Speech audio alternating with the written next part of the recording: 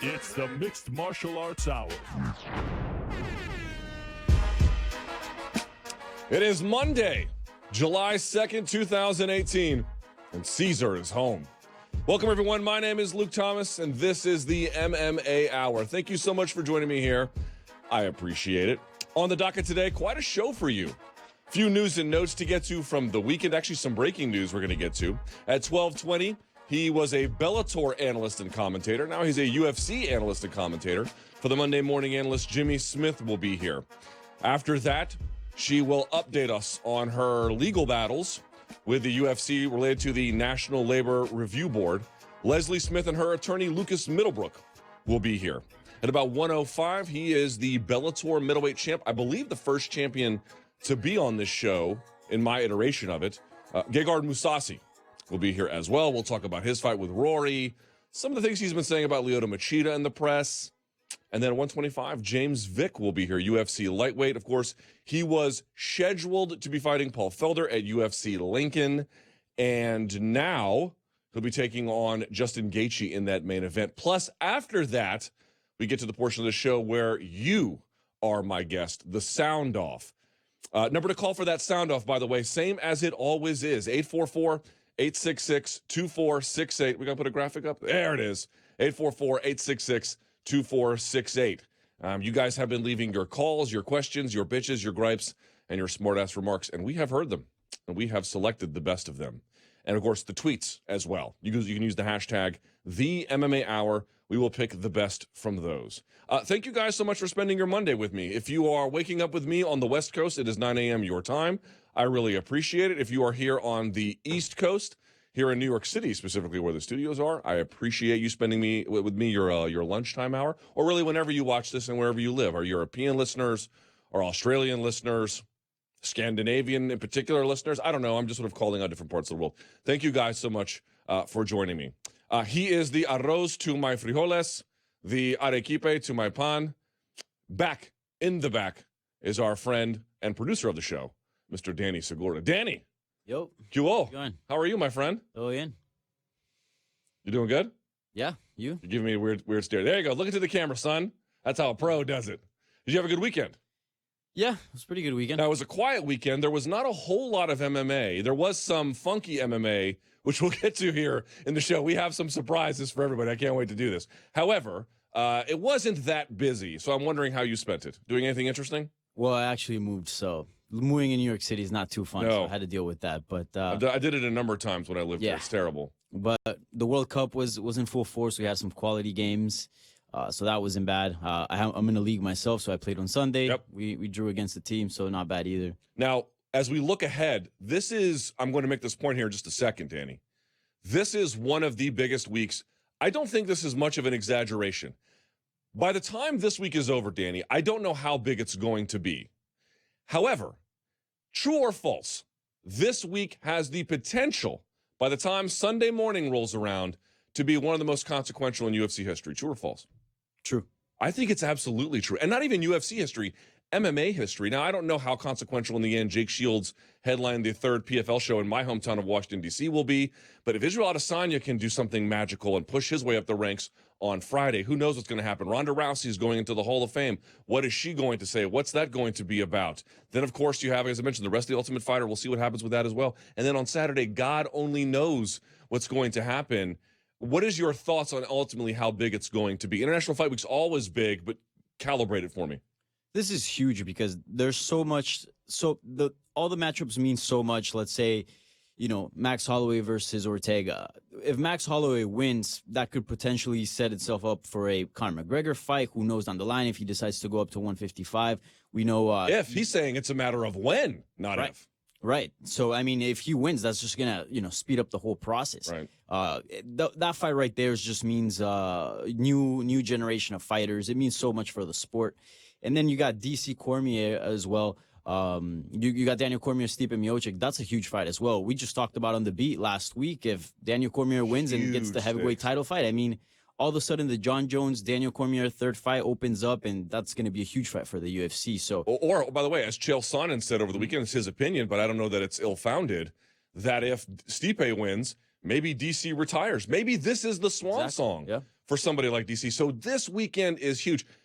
At MMA Fighting, we're going to have everybody covered. I mean, we got a bunch of people going to Vegas. I'm going to be there. You're not, but that's okay. Nevertheless, we got a ton of work to do. We have PFL on Thursday, Dana White's Tuesday Night Contender Series on Tuesday, Hall of Fame this week, the Tough Finale on Friday, and then again, UFC 226. We're going to sleep less than 10 hours all week. No one's crying for us. I understand, but pack a lunch, son. It's about to get busy. Yeah. All right, before we go, real quickly, tell me, did the calls come in at our hotline, 844-866-2468? How were the crop of calls you had to select, and did anyone treat the calls as if they were using the lower half of their body like an amusement park? No comment there, but the calls were interesting. You'll see we got a familiar face showing up. All right. Somebody you crowned in the first show. And we got your weekly mouth breather as well. So we'll rate that, and you'll let me know how you feel that one and where do you think that was probably that call took place. Okay, we'll check in back with you probably periodically through the show, but certainly if things go a little tight with the schedule, I'll see you during the sound off. How's that sound? Sounds good. All right, buddy.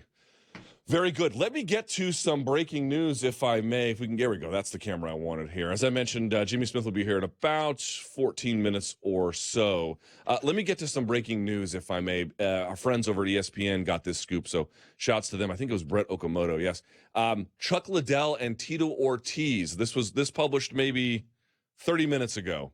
They're going to rekindle their, as he writes, infamous rivalry in a trilogy bout later this year under the Oscar de la Hoya Golden Boy Promotions banner. ESPN has confirmed the story. They have signed promotional agreements. An official date and location are being finalized and should be announced soon. My hunch is it won't take place in Las Vegas. It'll be in Southern California, but we'll have to see. That's just merely a hunch. The pay-per-view will mark Golden Boy's first foray into MMA, although you can recall they had a relationship with Affliction to a degree. Remember, there was a moment in time where it was actually promoted as an idea. Should Golden Boy and Affliction do half boxing, half MMA cards together? It never materialized. Of course, we know the stories there, but that actually was floated for a time. This won't be that. I don't think it'll just be all MMA, but I want to sort of make that clear. Of course, this takes place after nearly 12 years from their original bout, UFC 66 in December of 2006. Quote, this is from De La Hoya. This is from, De La Hoya. I am proud to announce that we've signed a deal for the fight between Liddell and Ortiz. De La Hoya said in a statement to ESPN, this will be huge for sports fans around the world. Ortiz and Liddell are two of the most recognized fighters in MMA history. They are legends in the sport. Let me open up the show, if I may, with a comment. Now, here's how it works in MMA. If you offer an opinion, somebody gets mad at you in this sport. And the interesting part about it is the people who get mad at you, sometimes they call you up and tell you, but 99% of the times they don't. It's the most passive-aggressive industry I've ever been involved with. But I really don't care. What is the point of me coming up here and just lying to you and pretending to do things and say things that I don't believe in? There is none with that. So I'm not suggesting anyone else does, but I just know what my responsibilities are. So here's the truth about this. I actually don't care about the fight, but I also don't mind it. In fact, I think fights like this tell us a lot about the state of the industry. There was an interesting report over the weekend. Did you guys see it? Zuffa Holdings, or I think it's called UFC Holdings LLC, which is now the new the new sort of financial holding group post Endeavor purchase of Zuffa, and they made well in excess of $700 million for 2017. Now, it's not in total 2017. Some of the first quarters are shifted, but it would make hardly any difference for the ultimate total. $700 million, which would make it the most profitable year in MMA history. Certainly for the UFC anyway. And what sort of stands out about that to me is that was a year when you would look at general level of enthusiasm about the product, both hardcore and from the casual fan base, and you would never have gotten that inclination. Now, certainly Mayweather and McGregor played a big role in that. Certainly the UFC streamlining its internal staffing and letting a lot of people go contributed to that. And so I'm not here to say that those numbers are in any way funny. They're probably as real as they are purported to be from the various reports. I'm merely saying it's one of those situations where, as one of my friends put it before the show, they burned a ton of positive equity about the brand, but they made a lot of money with the product, there is this increasing shift towards safe, stable monetization away from maybe even riskier behaviors, or at least things that risk taking in the service of the fan. Now, what does this have to do with Liddell and Ortiz? Here's my point about that. The way the UFC has grown, and the reason why they make those figures is in part, yes, they got a little bit of luck with the Mayweather-McGregor fight, but the reality is that they just do a ton of shows in a ton of places, and they collect a ton of rights fees from various entities. They make a lot of money by actually doing a little bit more. I'm not sure that's in the interest of the fan. I mean, partly a lot of it is. Certainly International Fight Week is. Don't misunderstand me. I'm not here to say they don't care at all. That's not the argument that I'm making, but rather they arrange the product in a certain way to meet certain monetization goals that aren't necessarily in keeping with fan demand. And I think that has opened up a bit of the market on the other side of things. So you're going to say, well, how can Liddell Ortiz be that? Well, it's not exactly a response to a money-making year in the UFC, but in a year where the UFC has this huge number of shows, they've already announced for 2019 they're not going to be cutting. In fact, they could be growing the number depending on what they do with Fight Pass. There's just a certain feeling of stable, potential guard changing when you have the Israel Adesanya's coming up in the world, the Robert Whitakers, the Kelvin Gastelums. We'll see what happens with Mackenzie Dern, but the Sean O'Malley's, all these young people pushing out. We'll see what happens when they eventually make their way. But I do think that there is an element of fun and silliness and what's the word even? Almost a carnival atmosphere that's been missing. And a lot of people say that in a pejorative sense. And if it was the backbone of the product, I think it'd be a problem. If the UFC was engaging in this, I think it would be a problem. But if other promoters in the space engage in it, I'm not really sure I understand what the problem is, especially if they go to California. If, in fact, they go to California, you're talking about the best regulation that is reasonably available. You are under no obligation to purchase this. You are under no obligation to watch. And I think that the growth and the stability and the unchanging nature, I mean, yes, things have changed under Endeavor, but a lot of things have remained the same. There's not this paring down the product. It's not these, yes, we got a super card coming up, but generally speaking, there's been this feeling that it's sort of just one card to the next. People going out there, and you're going to say, well, De La Hoya is just resurrecting old stars. Yeah, of course, De La Hoya is doing that. But look at some of the enthusiasm that this fight has produced. Polarizing, yes. For as many people who are saying it's terrible and they don't want to watch it, you're having an equal number who are also saying they can't wait. And I got to tell you, I've lived the Tito Ortiz experience. You look online, you think, my God, this guy is reviled. And then you go in studio, or rather in the arenas, and he is the Pope. People screaming his name, shouting, Tito, Tito. People love him, which you never would get from reading MMA Twitter, right? It's just a totally different, unique world. So if they put this fight in California, and if they have it, and if it's the UFC not really engaging in it, so they're getting licensure, you don't have to buy it. It's appealing to a certain romanticism. I'm not going to put it on the level of Kimbo versus Dada 5000. I don't think that comparison is fair, but I think it speaks to the same kind of audience who might watch it. Number one, casual, right? These are big names, and we're big names, certainly in the sport. People know who they are. Seeing this again might stoke some feelings of what the sport might once have been to them. So you're going to get that. Certainly they have, I think, relative to other MMA fighters, still a pretty high Q rating, right? Which is sort of like their mainstream visibility. And I also think that you just sometimes have to embrace the carny side of things. You really do. You have to just at least allow a place for it. The sport was in part built off of it. It remains a consistent presence. It is when that carnival side of things supplants the backbone of the real sport, that's when you get a problem. But that's not a threat here at all. I also think that what De La Hoya is doing is, yes, cravenly trying to compete with the UFC because he doesn't like the fact that Alvarez versus Triple G1 came after Mayweather McGregor. All that's true. Yes, it's just De La Hoya trying to make a bunch of money. All that's true. But I also think it speaks to some of the success that Bellator has had. There's been a lot of debate over what role and what value those sort of senior masters level fights should play in the organization. And that's a debate that should be ongoing. And it's not all of a sudden all good. But there is clearly a market for this, not merely, I think, inside of the major organizations, but outside on occasion. How much you can build this out to scale, I don't know. But Certainly, if the names are there, you can do something with it. We shall see how things progress and ultimately how this does. But, man, these passions for these guys who came up in that golden era of MMA, they die hard. They die hard. And in an era of MMA where guys kind of all look the same walking out and it's hard to latch on to a new one, and there's fight after fight after fight after fight and card after card after card, weekend after weekend after weekend. It's not that the MMA is bad. MMA in some ways, in my judgment, has really never been better. You cannot watch even regional level of MMA anymore and say the MMA is not as good as it once was. It's the level of fighting is so high, but there is always going to be a part that feels a little bit unusual. There's always going to be a part that feels a little bit, maybe even uncomfortable for you. And this is not the military. You're not being drafted to watch this. You don't have to watch any part of this.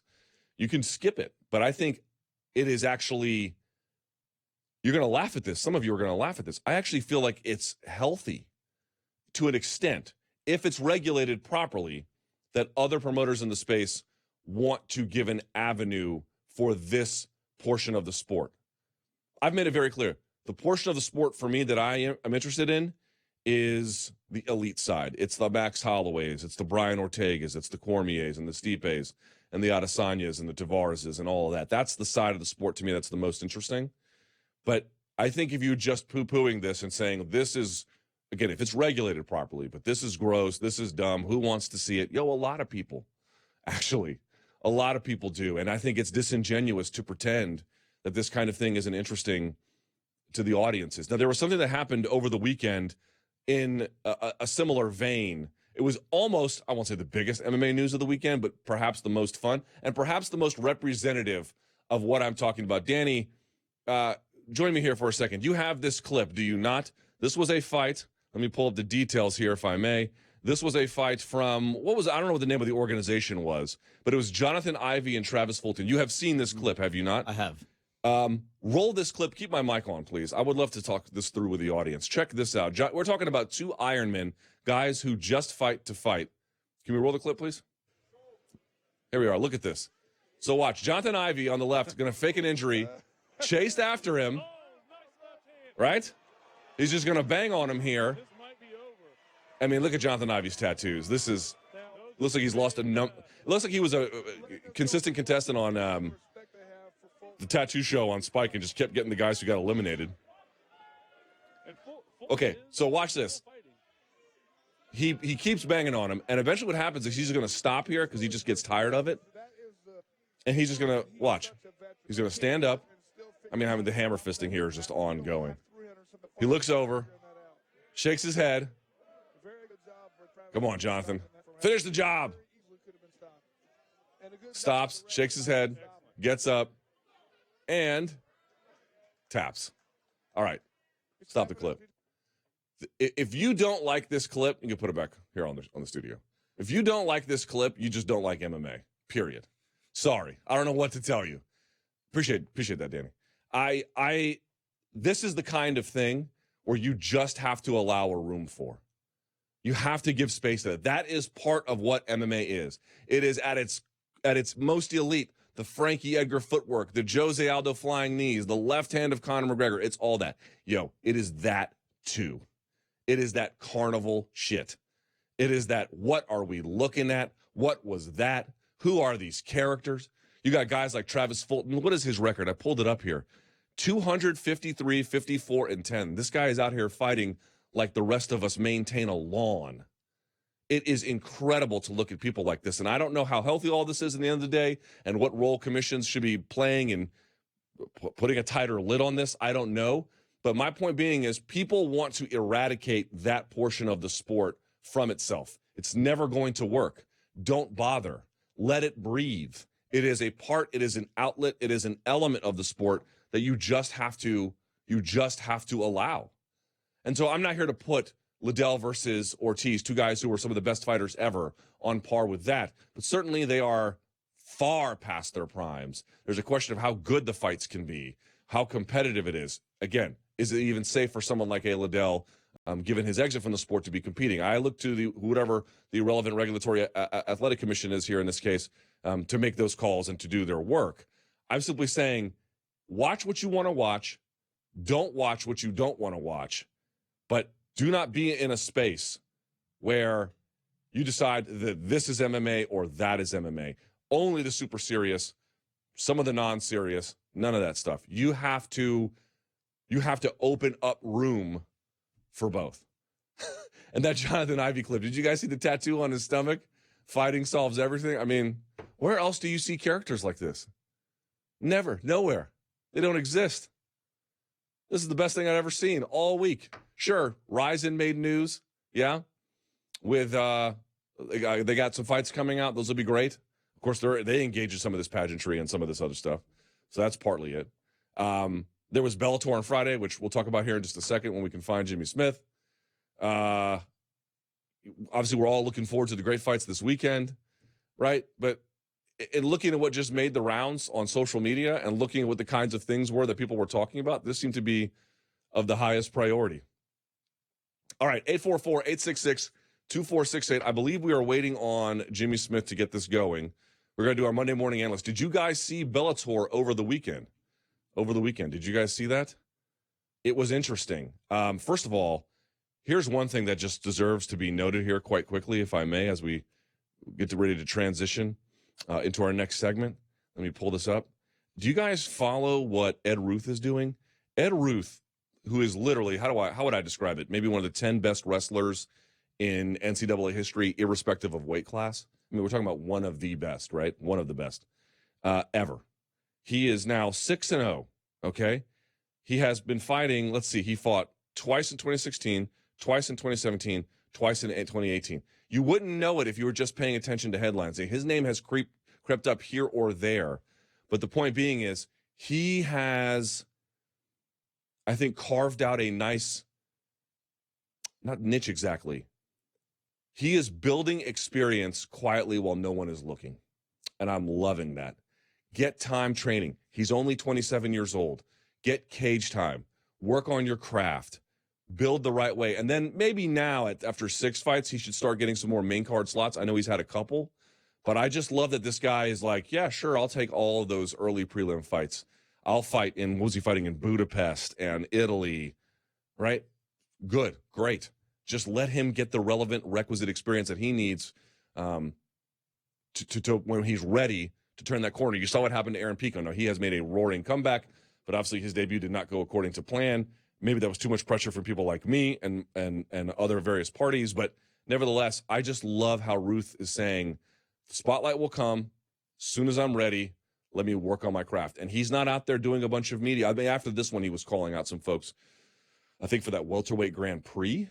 But nevertheless, I just wanted to make a note. Really, really appreciate the soft pedal that Ed Ruth is applying to the early stages of his career. All right. Now, that was Ed Ruth on the bottom of the card. I want to talk about other stuff as well as what's coming up in the week. That means we have to go to our first segment of the show. It's time for the Monday Morning Analyst. All right. Joining us now through Skype, I believe. He was a Bellator analyst and commentator. Now he is a UFC analyst and commentator, one of the very best that does it. The one and only Jimmy Smith, I believe, is here. There he is. Boy, crisp HD at 9 a.m. How you doing, Jimmy? I'm here, man. How you doing, buddy? I'm doing quite well. Jimmy, by the way, what is your responsibilities for International Fight Week? I'm doing the tough finale, man. That's what I'm doing Friday, so that's my gig next week, man. What are you doing on Saturday night? Like, in other words, where are you going to be? I got a vacation with my family that weekend, so I'm literally doing the tough finale, and then I am gone. I'm out immediately, so I can't stick around for any of this stuff. So, yeah, my only gig is the Ultimate Fighter finale. All right, we'll get to that in just a minute. Let's backtrack a little bit. I saw that you were at the Bellator show over the weekend. How was it being back? It was fun, man. It was really to see all the guys. I mean, working at Bellator was great. Great people, great producers and everything. And they were finally doing a show in Southern California where I didn't have a gig. So I went down and said hi to everybody. And I actually got to see it from the production truck, which I never got a chance to do while I was working. So that was cool. and just meeting everybody and seeing everybody. That was really cool. Saw Limale after she won. She's fantastic. And it was great seeing all those guys again. Yeah, and by the way, there are scenes of that from our own EKC Leiden. I can never pronounce his last name correctly. He did a big video about it. It's on the site, so if you want to check that out, you may. All right, so Jimmy, let's talk about her. Ilima-Lei Macfarlane defeating Alejandra Lara, submission via armbar, 355 of round 3. You know what is so interesting about Ilima-Lei? She's only, 8-9 fights into her career. She seems to be getting rapidly better, but more than that, she just has a ton of personality. I'm wondering, as someone who knows her a little bit, she has a bigger personality, I think, than a lot of folks realize, and you can begin to see it with each evolving fight. She gets it. I mean, that's what we say in this business is, man, Ilima-Lei totally gets it. Not only does she has the look, she has the skills, but she's so engaging. You know, she's really into native rights. She's really into a lot of issues that really connect with the fans. She always, when she was in Temecula, she came out with a native dancer. She really does it up on the weigh-ins. She just really does a great job connecting with fans. And once you have that and you have the skills to finish and, you have the look that she has, she's got it all. She's fantastic. All right, so let's talk about that finish itself. I thought for sure Lara was a goner, even on the first armbar attempt, and she just couldn't. Credit to Lara for being tough, but I'm wondering what you saw there. You have, to me, and someone like with Macfarlane, an incredible all-around grappling talent, correct? Yeah. I mean, her submission game is fantastic. Needs a little work a little bit on her takedown game. She went for a couple throws that didn't work out early. These big commitment kind of throws that didn't work out. But once she's on the ground and she gets her submission game going, she's absolutely fantastic. And she knew going into that fight, Lara's really flexible, really long arms and legs. It's going to be hard to submit her. And I thought she was going to have to, go for broke and, actually really, really go for it to get the submission, which is exactly what she did. And when I was watching in the truck, she had the armbar, but her hips were just a little bit off to the side. And I turned to my producer and I go, she's got to turn her hips to the left and get underneath. I can't help but, commentate the fight as I'm watching it with people. And I said, she's got to turn it. And as soon as she got her hips underneath to the left, that was it. It was done. It's fantastic. Okay, here's sort of where I'm at with this one on her. You mentioned about the takedowns. Why is it that the takedowns on the women's side of the game are not quite as good as the men's? And let me be clear about this. I'm not trying to disparage the women's side. I'm merely saying, number one, you have more men who have matriculated from the wrestling side, so I think that's a big portion of it. But the best practices are really the same, and the men kind of train with the women. I'm wondering, am I misunderstanding the issue here? Why is it, do you think, there's a bit of a gap in terms of the technical acumen related to that particular part of the game? Did you see, it was the NCAA finals in wrestling 2 or 3 years ago, I forget when, and they did a montage before the beginning of the actual matches and asked all the wrestlers, when did you start? And guys, it was guys like Logan Stieber, Isaiah Martinez, guys on world teams now, and they all went like 5. Like, I really got into it. I really started taking it seriously at 6. I really wanted to be a world champion at 7. The level, I mean, when I was in high school, women didn't wrestle. There were no women's wrestling teams.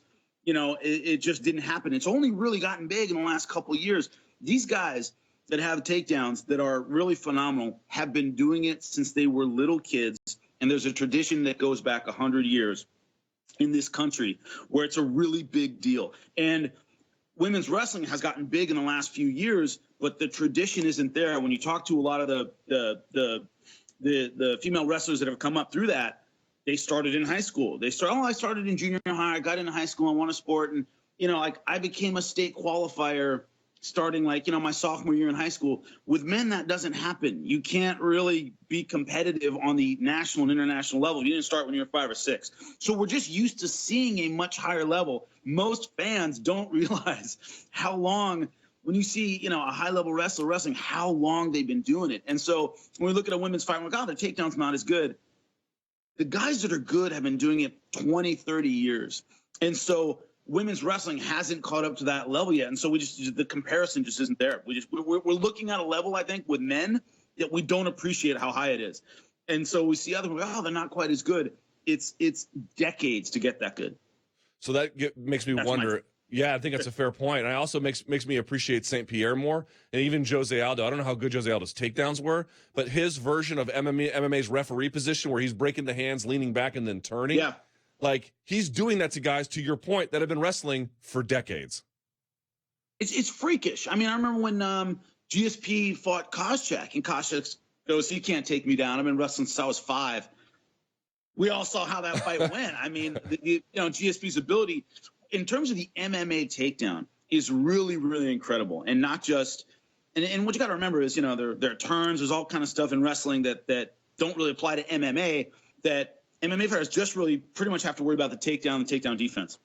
All right, so let's get into this weekend. Let's talk about that main event. Israel Adesanya, this is the fight that you're calling versus Brad Tavares. Israel Adesanya, I mean, you can't say enough good things about him, but he seems he handles all the questions well, but he clearly doesn't want the UFC, in his own words, he put it, to baby him. But then I just talked about Ed Ruth. Now, Ed Ruth's still a little bit earlier in his career. He's matriculating from another sport, but I'm not trying to use the word baby in a pejorative sense, but he's clearly taken the soft approach to the beginning of his career. What is the right approach for a fighter? And is Adesanya ready for a guy who is battle-tested in Brad Tavares? One thing about this fight, Israel Adesanya versus Brad Tavares, every fan and pundit and expert that I talked to kind of did the eyebrow raise when they heard about this fight. They went, man, Brad Tavares is tough. Are you sure Israel Adesanya is ready for that in his 3rd UFC fight? And also, if you really study tape, which I've had to do for the last couple of weeks on Brad Tavares, he's tough to look good against. Even if, you're doing all right, you have a couple of good rounds, he's just so solid. His hands are so high. He's stocky, he's short, he's strong, doesn't take a lot of big risks. It's hard for somebody like Israel Adesanya, who can look so explosive and good, to look that good against Brad Tavares.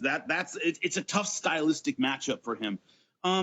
As far as how you groom a guy, there's a little bit less of that in the UFC. It's just, one of the things about Bellator is they've invested a lot in a lot of young talent like Ed Ruth, like Aaron Pico. The problem with that is those first 6 or 7 fights that you would normally have at some local promotion that might be a mismatch and nobody cares, happen under the bright lights in a big promotion. So they're brought up and raised up under bright lights. So a lot of their first few fights are, they have to be groomed a little bit, that they're investing in them early. They can't let them, stumble in their first 5 or 6 fights. We saw what happened with Eric Pico and Zach Freeman.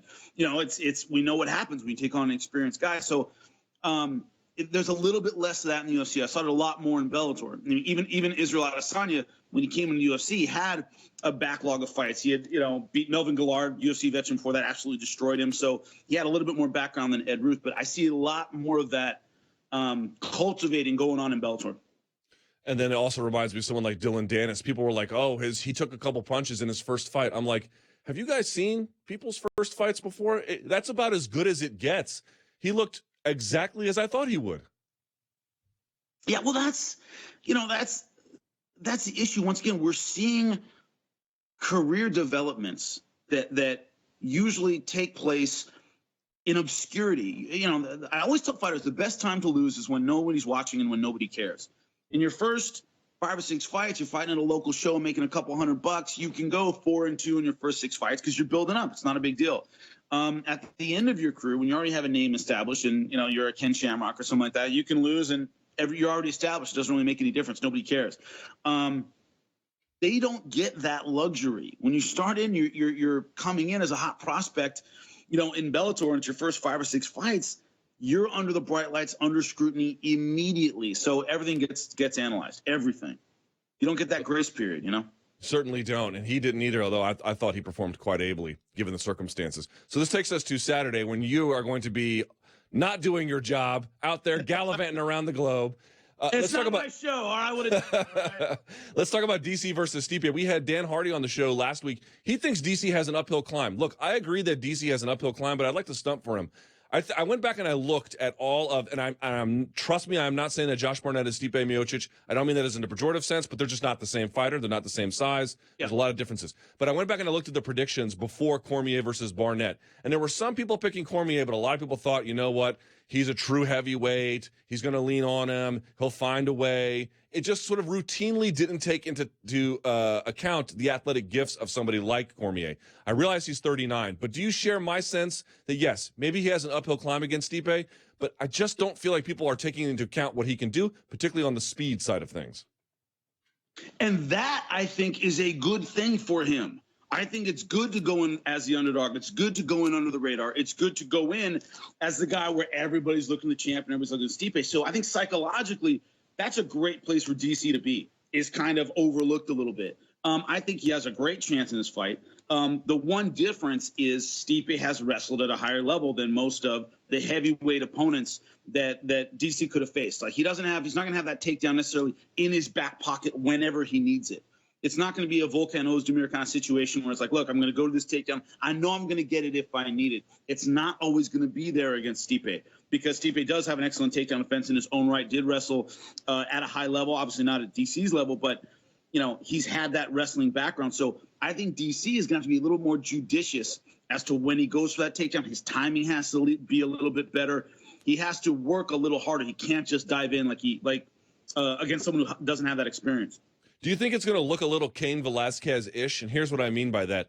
You go back to Velasquez against the Dos Santos. He'd fire the underhook against the fence and just kind of push, begin to wear on him physically, lean on him. I realized there was a little bit closer in size between the two relative to DC and Stipe, but still just the weight, DC knows how to manipulate his weight, and then also kind of just bang on him on the other side where you're pulling and pushing on the underhook and then you're firing the punch on the other side. And 2 or 3 rounds of that, man, they're a different fighter afterwards. Do you think we might see some of that?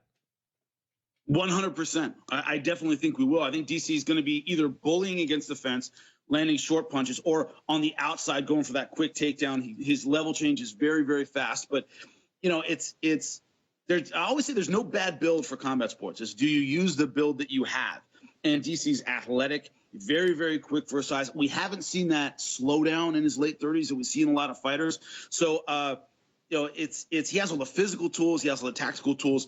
It's a matter of wearing Stipe down, like you said, against the fence, kind of making him smaller as the fight goes on, not taking huge risks and getting underneath going for a takedown. He cannot do that. He can't be in that sprawl and brawl position where he's underneath against Stipe, who hits like he stole something from him. Real heavyweight power.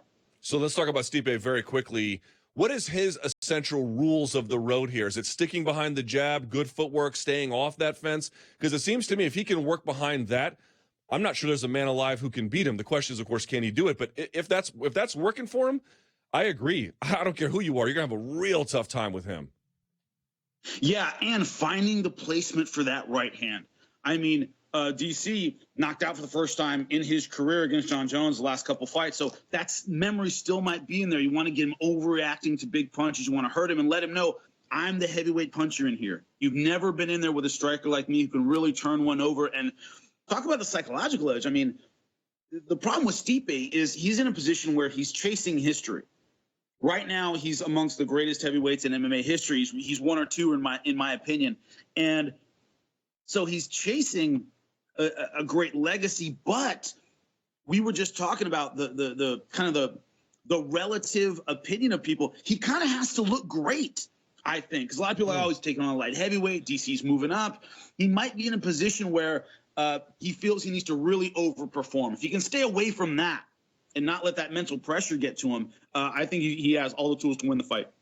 And then last but certainly not least, Max Holloway taking on Brian Ortega. I have to be honest, the stakes of the main event are bigger, and it's a fantastic fight in every way you could ask for one. But if I can just speak to my own personal biases, and I don't ask anyone else to follow, but I just speak to what I am looking forward to the most, it's got to be that one. But here's the question. I am a big believer in the abilities of Max Holloway. I make that no secret.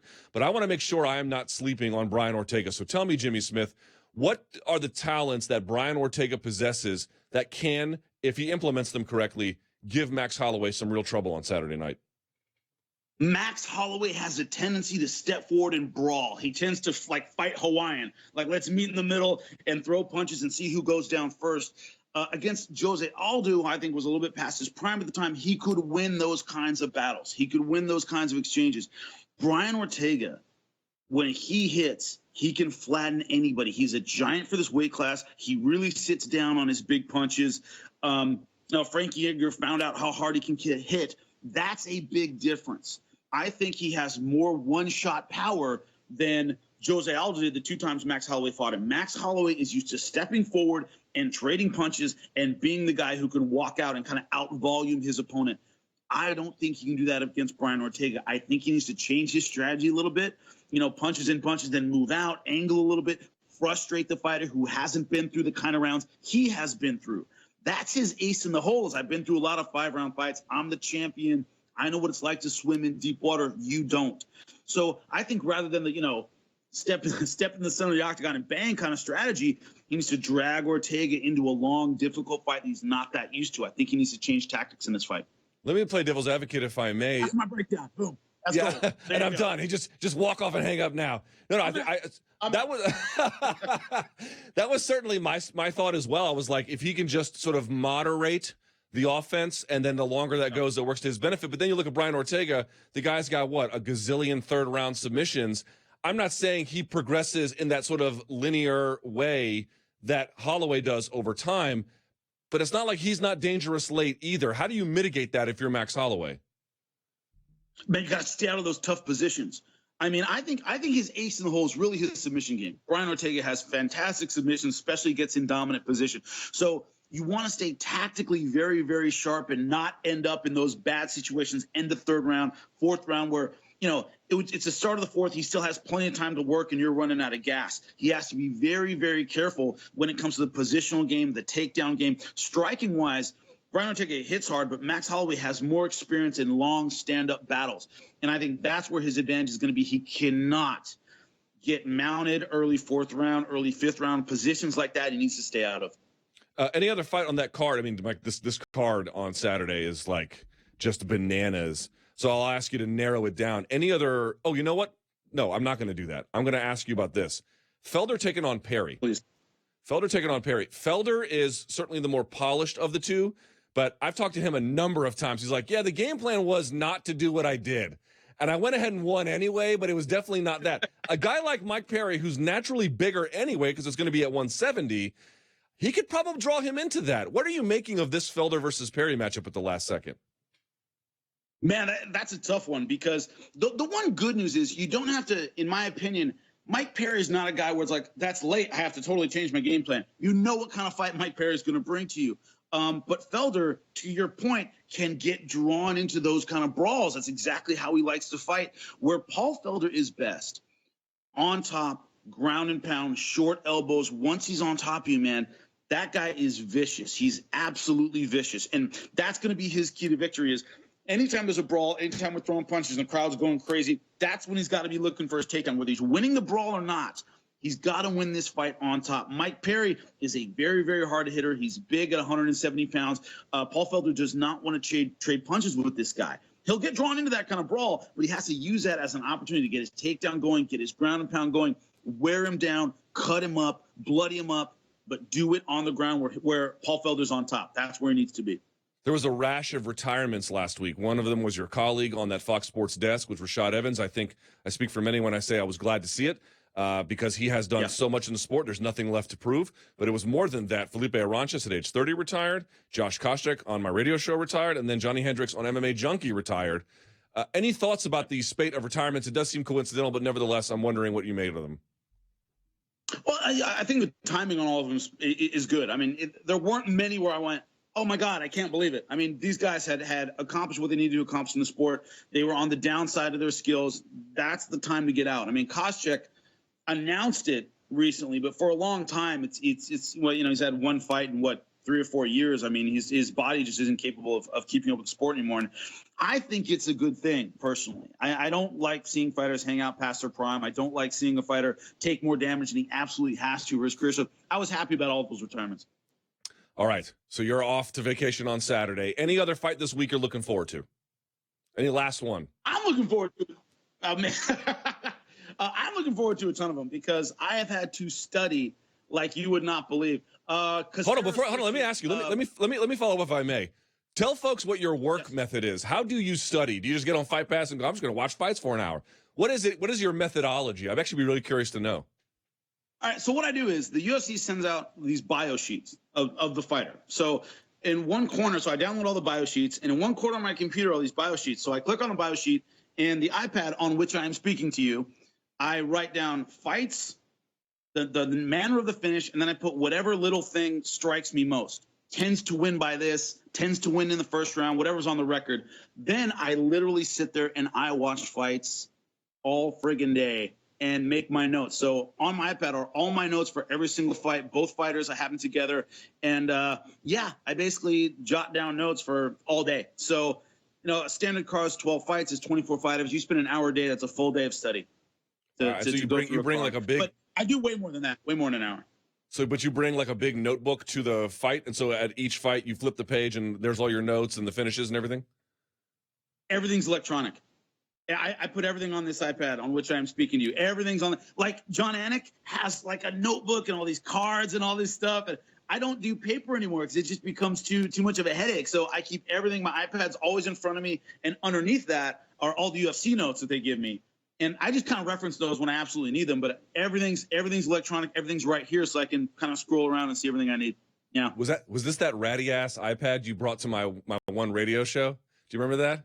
Just the case is ratty, by the way. So yeah, the ratty ass iPad case that has been destroyed because I constantly destroy the stupid thing. Yeah, I got a new case, but the iPad's still the same, man. All right. Well, you know what? Your analysis is about as good as it gets, Jimmy. I really, really, really appreciate you being on. I cannot wait to hear the call. I'll actually be there on Friday to cover the fights in person as well. You're truly, I cannot tell you how great it is to see your career thrive in the way that it has. And thank you, I know, for getting up and spending some time with me, man. I really, really appreciate it.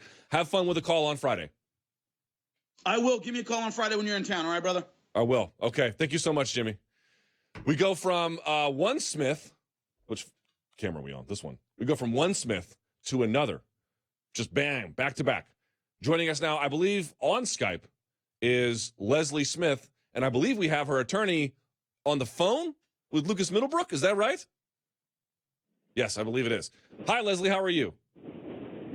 I'm great. How are you? I'm doing quite well. And Lucas, you're there via phone, correct? Yes, sir. All right. Leslie, let me go to you first. First of all, how are you doing? Nice to see you. Oh, man, I'm awesome. I had the best Friday ever. It was everything I could have hoped for. All right. Ooh, we got to turn his sound down. There we go. Okay, let me go to you first, Leslie, if I may. So I hear from you. Can we turn him down in the back, please? There we go. Thank you. All right. Let me go to you first. I apologize. I saw that you were jubilant on Friday. So for folks who don't know the situation, you, of course, were scheduled to fight at UFC Atlantic City. That all fell through. You were released, and you believe that their behavior there was related to your potential organizing activities around Project Spearhead. You took that complaint, as I understand it, to the NLRB, the National Labor Review Board, and they found what, Leslie? They found that my claims had merit. That's the only thing that they're doing in this first place is deciding whether or not my claims have merit and they're worth the National Labor Relations Board prosecuting, filing charges against the UFC. So that was the first thing. Lucas called me on Friday morning saying that indeed the the NLRB had found that my claims had merit, that they think that not only was I retaliated against or that my claim that I was retaliated against by the UFC for organizing is legit, but they also think that we're statutory employees. That's the first federal office to agree so far on this journey. So it's two claims that they essentially weighed in on. One, they weighed in on whether or not, in their judgment rather, whether or not you were discriminated against related to these particular issues. And then also, independent of that, they found that you're a statutory employee. Is that it? Indeed. The reason that they found that we're employees is because the National Labor Relations Board is set up to enforce the National Labor Relations Act. And the National Labor Relations Act is to protect employees.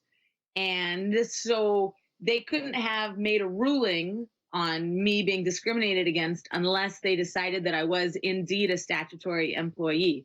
And that was the whole point of Project Spearhead in the first place, was to establish whether or not we are actually employees or independent contractors. So in order to answer the claim about me getting retaliated against, they had to deal with the very first issue that we were invested in anyway. Now, Lucas, if I can, I'll go to you. Thank you for joining me. I really appreciate it. Sorry about the sound issues. They were just blowing my eardrums out here in these headphones of mine. Let me go to you, if I may, on this clarification. When they say they found merit for the claim that Leslie was discriminated against, did they put this in writing? And if so, what did they say? No, it is not in writing. I received a call from Region 4, which is where Leslie's charge is pending. It's located in Philadelphia. It's the region that has jurisdiction over Atlantic City, which is where her fight was.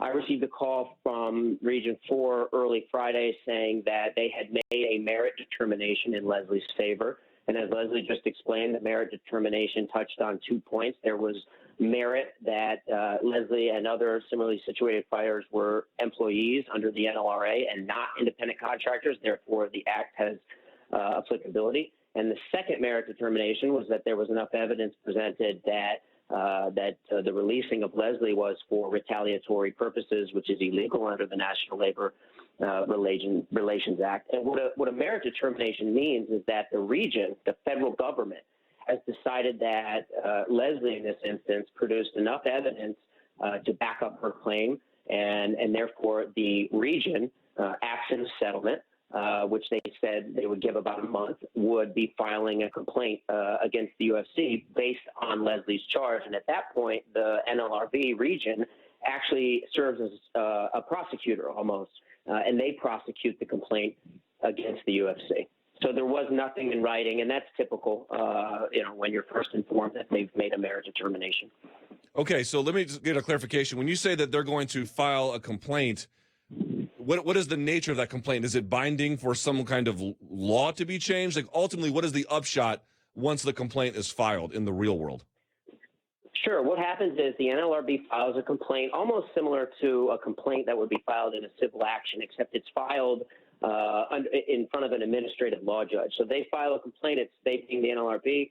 It's served on the UFC. The UFC gets a chance to answer, put forward any affirmative defenses that they believe apply, which one would be independent contractor, because remember, the burden is on the employer, here the UFC, to prove that these fighters are independent contractors and not statutory employees. So the burden is actually not on Leslie to prove that. It would be on the UFC.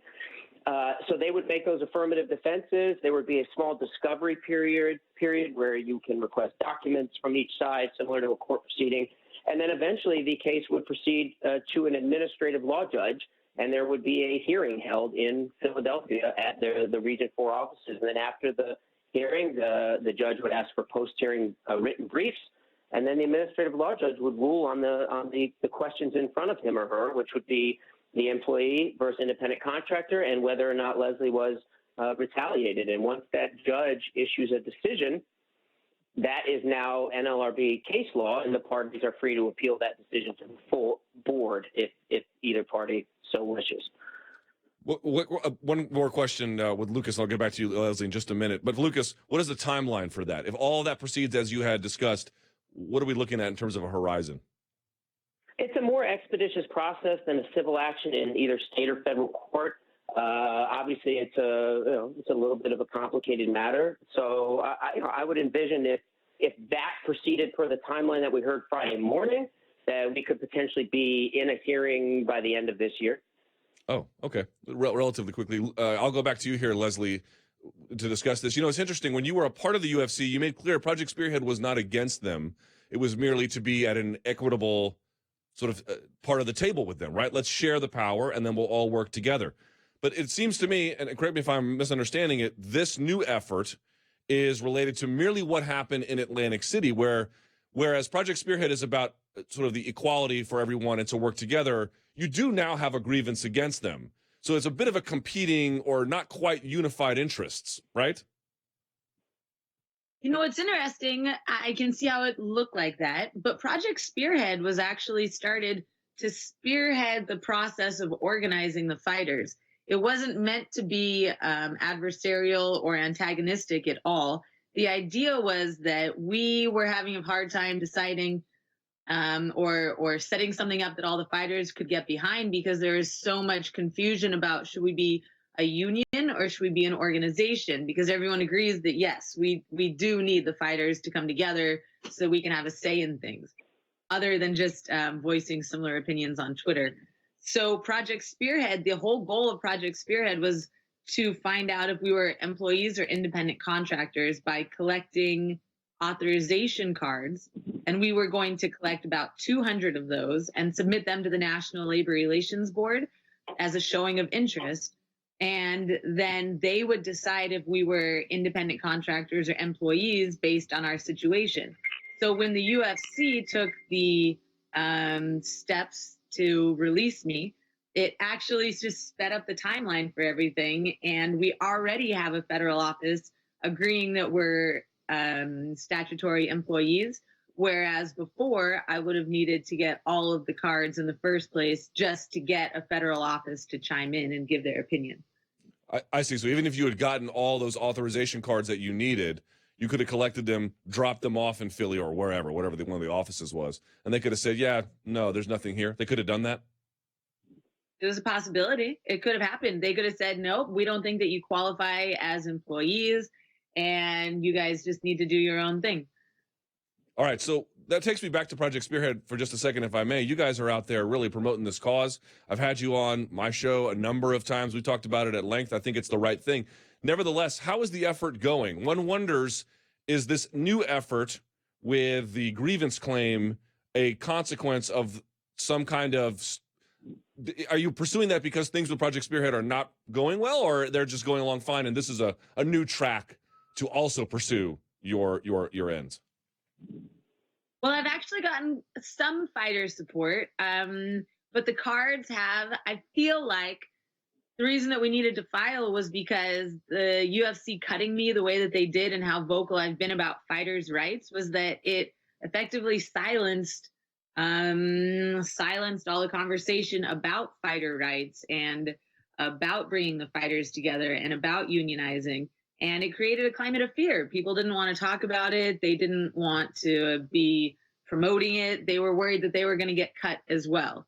And so this step with filing with the NLRB, one of the options could have been that they could have done injunctive relief, where they would have reinstated me in the UFC in the idea that it would prove to the other fighters that they don't have to be scared of getting retaliated against if they stand up for fighters trying to organize. So they haven't chosen to do that, but these are all the steps that we needed to do in order to get the fighters back in a place where they understand that they can do this without risking their job. The Project Spearhead is totally confidential. We're still going to need those cards to get signed, and it's completely confidential. Not a single person, except for the ones who have spoken of it on their own, have been outed. Nobody knows who else has signed the cards except for the people who have said, hey, I'm all about Project Spearhead. So that's totally confidential, but it's still an issue that fighters feel confident and secure in supporting it. What do you now more hopeful about as a successful end for this? That this case will move through Philly and ultimately the various parties will rule in your favor, or that the process you had started with Project Spearhead will see itself through? Well, see, that's interesting because there's a couple different ways that this could go. One of them is the UFC has the option to offer a settlement within the next month. And that could be interesting to see. Maybe as part of it, they're going to change some of their policies. Maybe they're going to say this is a big threat to our business model and we need to treat them like independent contractors. And then the fighters are going to get back all the freedoms that they had as independent contractors before the supervision of USADA. And I'm not against drug testing. I think it's an important thing, but I also think it's a very important thing that the fighters get a chance to weigh in on it.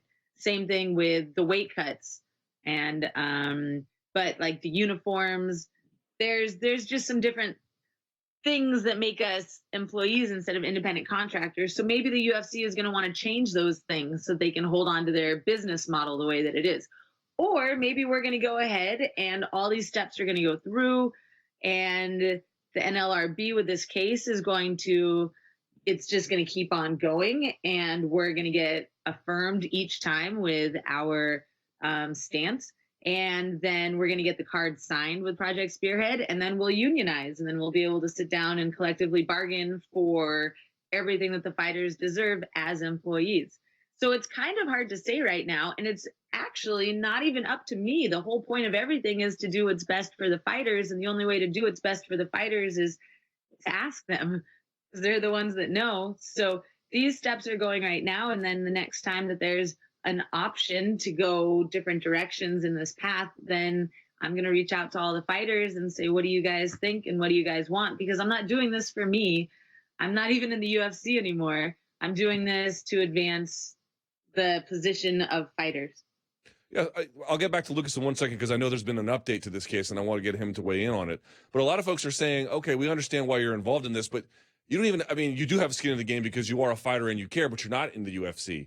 So let's just go ahead and answer them whether or not they deserve to be. Folks might be saying, well, she's just trying to get back in the UFC. She's trying to find a way to get involved again. Your modus operandi here is what? Why are you still so heavily involved in something where ultimately the outcome has directly, anyway, very little impact on you? This is something that I feel very strongly about. You see all these people. My sister was just out protesting ICE, protesting all the kids being separated from their parents. Just because something isn't happening to me doesn't mean that it doesn't strongly affect me. And that's what we need to do. A lot of us are in different positions. Some of us are more privileged than others, and we need to use our positions not to make ourselves more comfortable necessarily, but to react to things around us with compassion and do what we think is right. The more education, the more knowledge. They say knowledge is power. And the more power that you have, then the more that you need to use that. Or not you, but Right. you know, people in general. And so I feel like I'm in a position and I see a path for creating a better future for fighters. And I'm on a mission. That's what I want to do. Modern day Rosie the Riveter. Lucas, if I can go back to you for just a second. You have, I think, been on Twitter, and you've talked about this, and I believe it was reported by our own Mark Ramundi here at MMA Fighting. So you got the good news from Philly, but there's been one slight complication to the development in this case. What is that? Sure. So I mentioned previously that I received a call from Region 4 for early in the morning of Friday, and literally less than 24 hours, it was late Friday, I received a call from Region 4 saying, hold on a minute. The Division of Advice in Washington, D.C. is demanding that the case first be sent through it prior to a determination being made. And this, my first opinion of this was this smacked of political string pulling because the UFC was either shocked or unhappy with the determination that Region 4 had made. And so now it will be sent through some bureaucratic red tape, sent to D.C. And my experience with Advice, I dealt with Advice on a charge against a major sports league in 2010, and it delays the process. It goes down to D.C., and the individuals at Advice review the case essentially from what the investigator in D.C. had put together. So I really believe this was a political game playing and simply just a delay tactic. And we're gonna put in a FOIA request for any and all correspondence with Division of Advice as to how this decision came to be, and I'm not going to rule out filing a complaint with the Officer of the Inspector General as well, just to make sure that there was nothing unsavory behind the scenes, and this case is judged only on its merits and nothing else. Is there any way for the audience, the layperson, to understand, is this a significant obstacle, a partial obstacle? How big a deal is this? It's not as giant of a deal as if someone had ruled against us, and we're still, Leslie is still in the driver's seat. Region 4 has made its merit determination. Their autonomy is being usurped a little, but like I said earlier, to me it's a delay tactic. So it is going to waste time, and it's going to push a final determination potentially months down the road before a complaint now will ever be issued by the NLRB. And so it's frustrating, obviously, but to me, it's delay and nothing more. That takes me back to you, Ms. Smith. So what is your fighting future? You have been out here fighting for fighter rights and being a very vocal and prominent advocate, more so really than anyone else in the space. But what about you returning to the cage? And I wonder, have all of your efforts at getting fighters a seat at the table, has it soured other promoters from potentially offering you a contract? I sure hope not. I think that my fighting pedigree speaks for itself, and I think that my ability to come out and entertain and put on a great show for any fight that I've been a part of should make people want to have me a whole lot. I just had an awesome weekend. I told you that Friday was the best day ever, It was Yes. because I woke up in the morning with this news. Lucas was calling me about this news. And then in the evening, I got to watch my teammate, Carrie Melendez, win her second pro fight at Bellator. I don't know if you got a chance to watch it, but it was awesome. She dropped her with a straight right, and then she got a rear naked choke on her. It was really cool. And I spent the whole weekend being out there with Bellator and watching all of this and seeing the way that they operate. And it was really nice to see that they operate. I'm going to work on trying to speak to Scott Coker and see if I can get something going on over there. I just like the way that they have a nice family feel. They let the fighters do their own sponsorships, which is a lot more money for the fighters. And I want to fight again. I feel like I'm in the prime of my career. I feel like my last couple fights have been the best fights that I've ever had in training. I'm understanding more than I ever have. I feel like I got over a hump in my development as a fighter, and I would really like to get the chance to go back out there and show it. I don't want to compromise my position with the fighters' rights thing, but I don't think that anything that I could do at this point would compromise that. Before we go, if folks want more information about this case and what you're up to, what's the best place to get that? Two great places. One, if you want Project Spearhead, following Project Spearhead on Twitter and Lucas Middlebrook on Twitter. They give great information all the time. I give a lot of information, and I also give information about my fighting career. So following me is an option too. All right. Well, there you have it. Lucas, thank you for your time today and your great advocacy, as well as you, Leslie. I really appreciate you talking with us and spending some time with us here in the MMA Hour. And we'll be following this case and the push for Project Spearhead, and we wish you nothing but the best of luck. Thank you so much today. Thank you. Thanks, Luke. All right. So we go from this. Well, we had two Smiths on. Now we have to go to, well, not a Smith. I have a terrible setup for this. I don't know what else to say. Joining us now, I believe he is going to be the first champion on this iteration of the show, which we are honored to have. He'll be facing Rory MacDonald in September on one of the biggest cards Bellator's ever put together. You know him, you love him, the one and only Gegard Mousasi. Gegard, are you there, my friend? I'm good, sir. Thank you. We have him on phone. Very good. Where are you, Gegard? Are you back in Amsterdam? Are you back in Holland, rather? Yeah, I'm in Holland. I'm coming back to LA soon, and after that, there's training camp. So your training camp's not going to be in Holland? Yeah, it's going to be in Holland, but I'm going to take a small holiday in U.S. and then come back for training camp. You're going to vacation in L.A.? Why L.A. of all places? I like the food. I have friends there. It's good. It's good. I like U.S. All right, so I'm glad to hear, Gegard. So thank you for being on the show. Really appreciate it.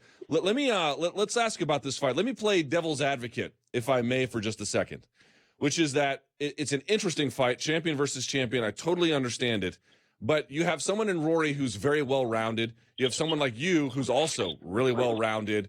The real only difference there would be the weight, which would not necessarily make it a bad fight, but one where the outcome was easy to predict. So what do you make of that claim? Well, weight doesn't make you a winner. He has determination. He has a lot of heart. So the size, he's a big welterweight. Actually, the size won't be a lot of factor, but, it's going to be a little bit part of, but it's not going to be everything, So it's not just the size or the reach, but it's all at the end, it's all advantages for me. But that's not going to decide who the winner going to be. I think if I come in shape, if I come prepared like the last fight, and I should be good to win the fight. So when they offered you this fight, you were interested right away? You had no hesitation? Well, at first they said we need you for a press conference in New York.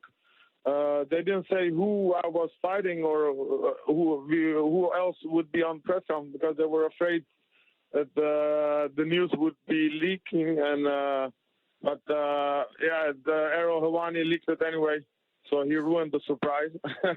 So I didn't know actually who I was fighting until 1 week before I was going to New York. Then we knew it was Rory MacDonald, and of course we said it in media 100 times we want to fight him, so they were going back. So wait, do you mind Okay, I've talked to a number of Bellator fighters, and they all say the same thing, that they didn't know who they were fighting. Do you like doing business this way? No, it was only for this time that they didn't say who I was fighting because they wanted to be surprised, and I think I didn't have a good reputation of keeping a secret, so I understand that.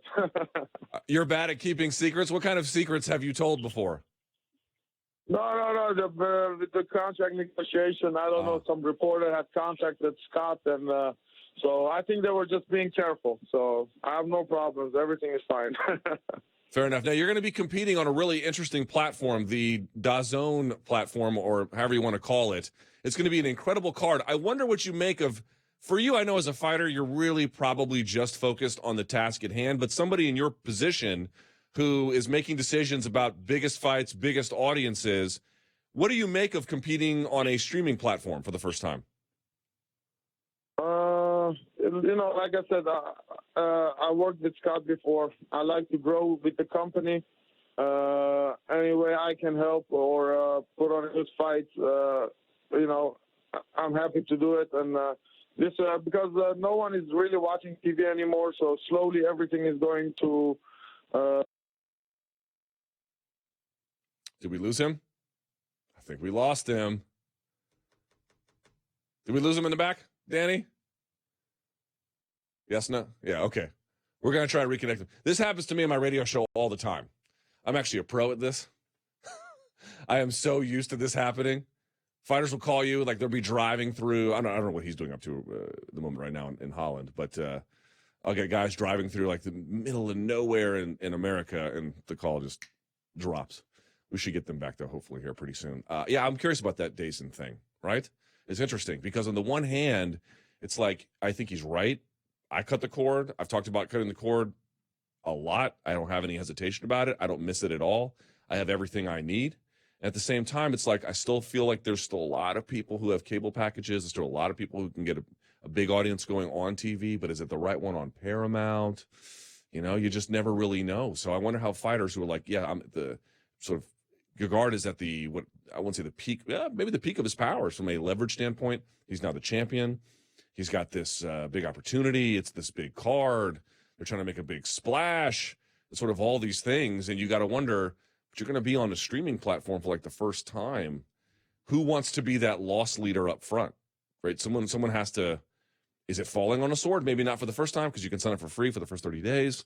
But you got to wonder what the level of enthusiasm is. Sometimes these guys, when you would talk to them, be like, yeah, I'm kind of fighting on Fight Pass. I'm not sure how great that is. You had Brian Caraway, a ranked guy fighting on Fight Pass. He was bitter about it at the time, I think, understandably. So you have to always kind of wonder, like in the back of your mind, what's the situation with that? All right. We'll have to see. It's the same point I made about the Rory fight before this, by the way. It's like, if you ask me, are you interested in this fight? The answer is, of course. If you have two guys that talented, how could you not be? It'd be foolish to say that you weren't interested.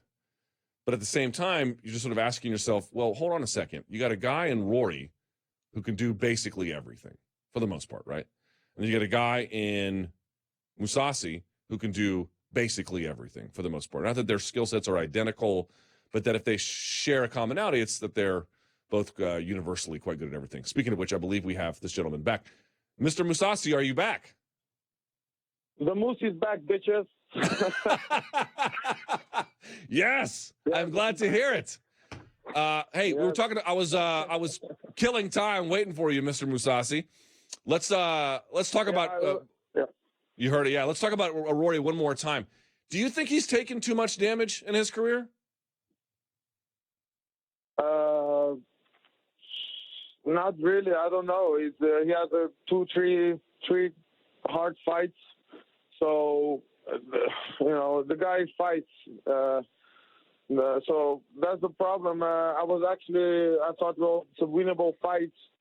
And then I went and watched his fights against Robbie Lawler and some other fights. And I was like, okay, I have a fight on my hands. And I'm not looking forward to go a 5 round and banging it out and get damaged. So it's not a good fight. But if I'm the more, I'm going to be the more technical guy. I'm not going to go brawl and fight who's a better slugger. And so I'm going to make it as technical possible and even take him down and finish him there.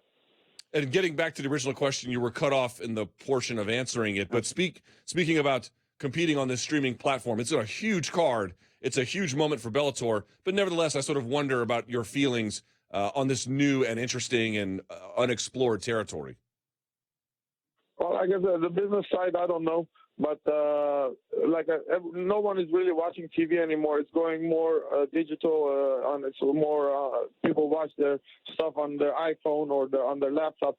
So it's going that direction. And to kick it off with this fight card, with Quinton Jackson, Vanderlei, and the welterweight tournament, and then me against Rory, it shows that Bellator has confidence in me and. To headline and be the opening for the new deal that they're having. So obviously I should do my job and have a good performance and finish Rory. Is it fair to say you don't care where your fight is shown? In other words, if you get the right fight on the biggest card, do you not really care at that point? Well, I get paid. Anyway. At the end of the day, if I keep winning my fights, my contract will go up. If it's on pay-per-view or on Netflix, I don't care. It's the same. But, do you have? Like I said, for me, I care a little bit because, like I said, I want Bellator to grow. I want to be a part of that, and I have a great relationship with Scott. So yeah, then I care about where the company is going, of course. So you're the Bellator middleweight champ. You earned that designation recently, but there are a lot of folks wondering who is the best middleweight on the planet. Do you consider yourself to be the best middleweight in MMA right now? No, I don't consider myself the best. I know I can win from the best. On any given day, I can beat one of the best fighters. It's not my goal to be the best fighter. My goal is to win my fights, earn some pocket money, and yeah. But no, I don't want to consider even mentioned in that category because, oh my God, people are going to give me a lot of crap about that, the haters.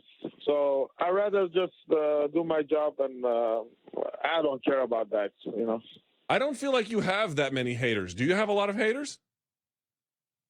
I don't know. There's a lot of people that always, I don't know, they always mention that I lost to Uriah Hall or that I lost to Jacare. I don't know. They don't say that I also got wins over them.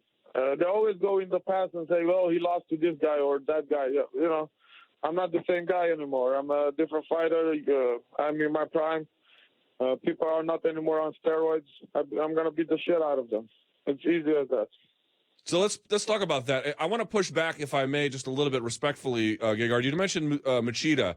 It's your belief that he used performance-enhancing drugs during his run in the UFC, 100%, right? 100%. And everyone that's saying I'm a bad loser, they can suck it. If a robbery comes into their house and they rob them with a knife, I'm going to say they're pussies because they didn't fight back. So, people are idiots. And the first thing, I didn't say he was slippery as fuck. You know what people don't, you put oil on your body the next, one day before, the next day you sweat it out and you're slippery as fuck. And I'm not only saying that. You can go and ask Luke Rockhold. He said he was slippery too. And with me, he went 5 rounds, so he was sweating I was watching the video back. I was chimney down on his back when I had his back. You know what? And then he was shiny as fuck. And then he had a six-pack like a 15-year-old virgin boy. And then I saw his last fight with Tito. He was fat as fuck. So I'm not just, what you can see, you can see. You're not blind. Go watch the fight. It's easily, you can see. Where's his six-pack? He had six-pack a couple of months ago. It's gone, or a couple of years ago. Since USADA came, he doesn't have that anymore. Come on. It's just physics. You can see it. I'm not. So whatever. I don't want to talk about that because people always say you're a bad loser. I'm not saying I'm a bad loser. I'm saying I fought people that were on steroids. You dumb motherfuckers. What can't you understand about that? Well, are you open to a rematch with him? Pretty much 100%.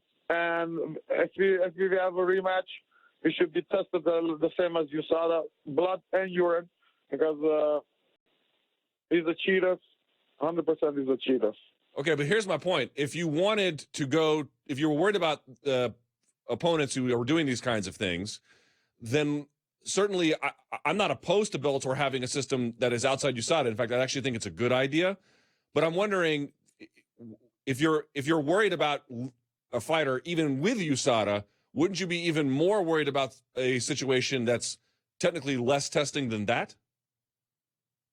Well, they're testing the Bellator fighters. I got surprise tested at my house a couple times, so it's not they even tested Crow Cup, but I want to have the same way.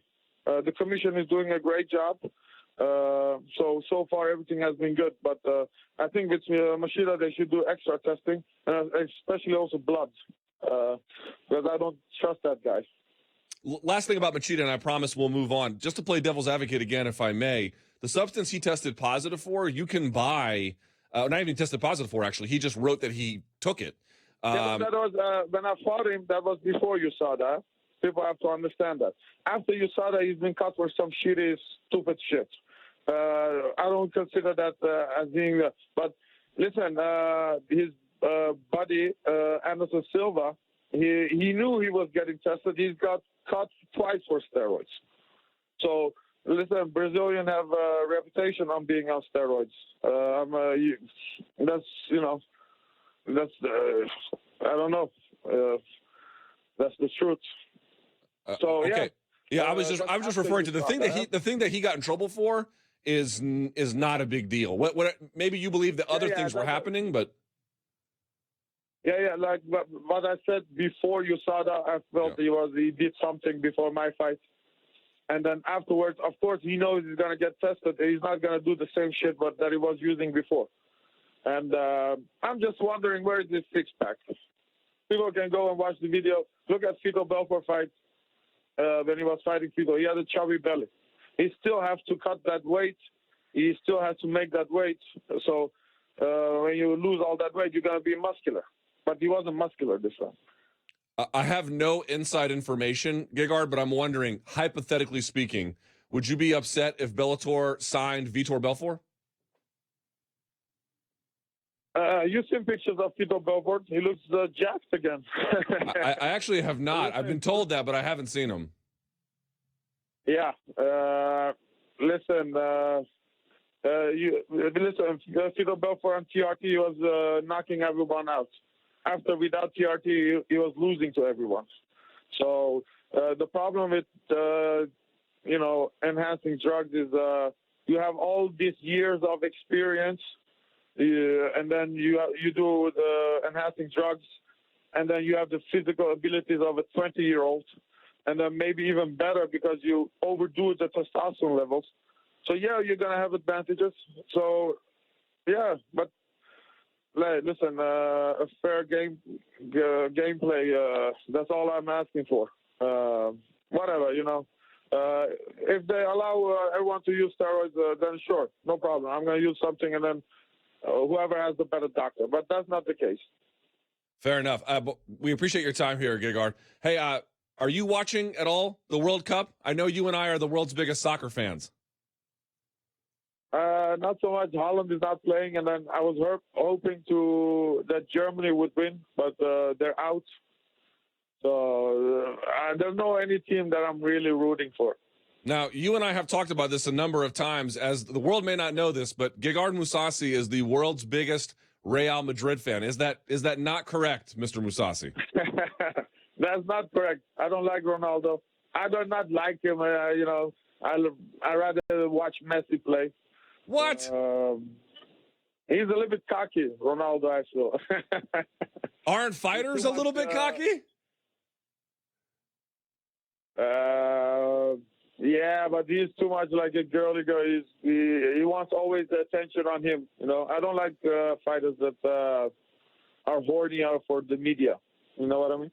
I tell you what I'm going to do. The next time you come to New York, we have to get you in studio. I'm going to have you your very own it'll have Mousasi on the back, jersey from Real Madrid. Because here's the truth. You have acknowledged this before. They're the prettiest jerseys in soccer, are they not? Yeah, it's blue, my color. So I have the shirt of Real Madrid, but it was just because it's blue and it looked good on me.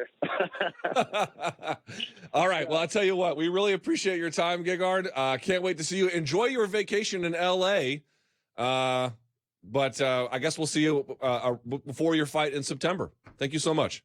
For sure. Thank you, my friend. There he goes. Bye-bye. Yes. By the way, he is a giant Real Madrid fan. Don't let him fool you at all. All right. We are just bouncing from one guest to the next. Joining us now through Skype, this man was out there hog hunting. My Lord, if you follow him on Instagram, and he's now going to be out there hunting something else when he's in the main event in UFC Lincoln against Justin Gaethje, UFC lightweight. James Vick joins the show. Hi, James. How are you? What's up, man? I'm good. Glad to be on. Hey, James. How was the hog hunting? Are you what do you hunt when you hunt? Like, do you have like certain animals you hunt and don't? Well, it's right now. It's there for hogs. It's the only thing I can shoot right now. Besides like coyotes and stuff like that. It's there. It's not deer season. It's not duck season. It's not turkey season. There's no season for hogs in Texas. They're basically an invasive species, and they just kill thousands of millions of dollars of crops. And there's no season, no limit. You can shoot 30 of them a night if you wanted to. It's just you just go out there and in the summertime and when the off season from deer and season and everything, I just hog hunt all the time.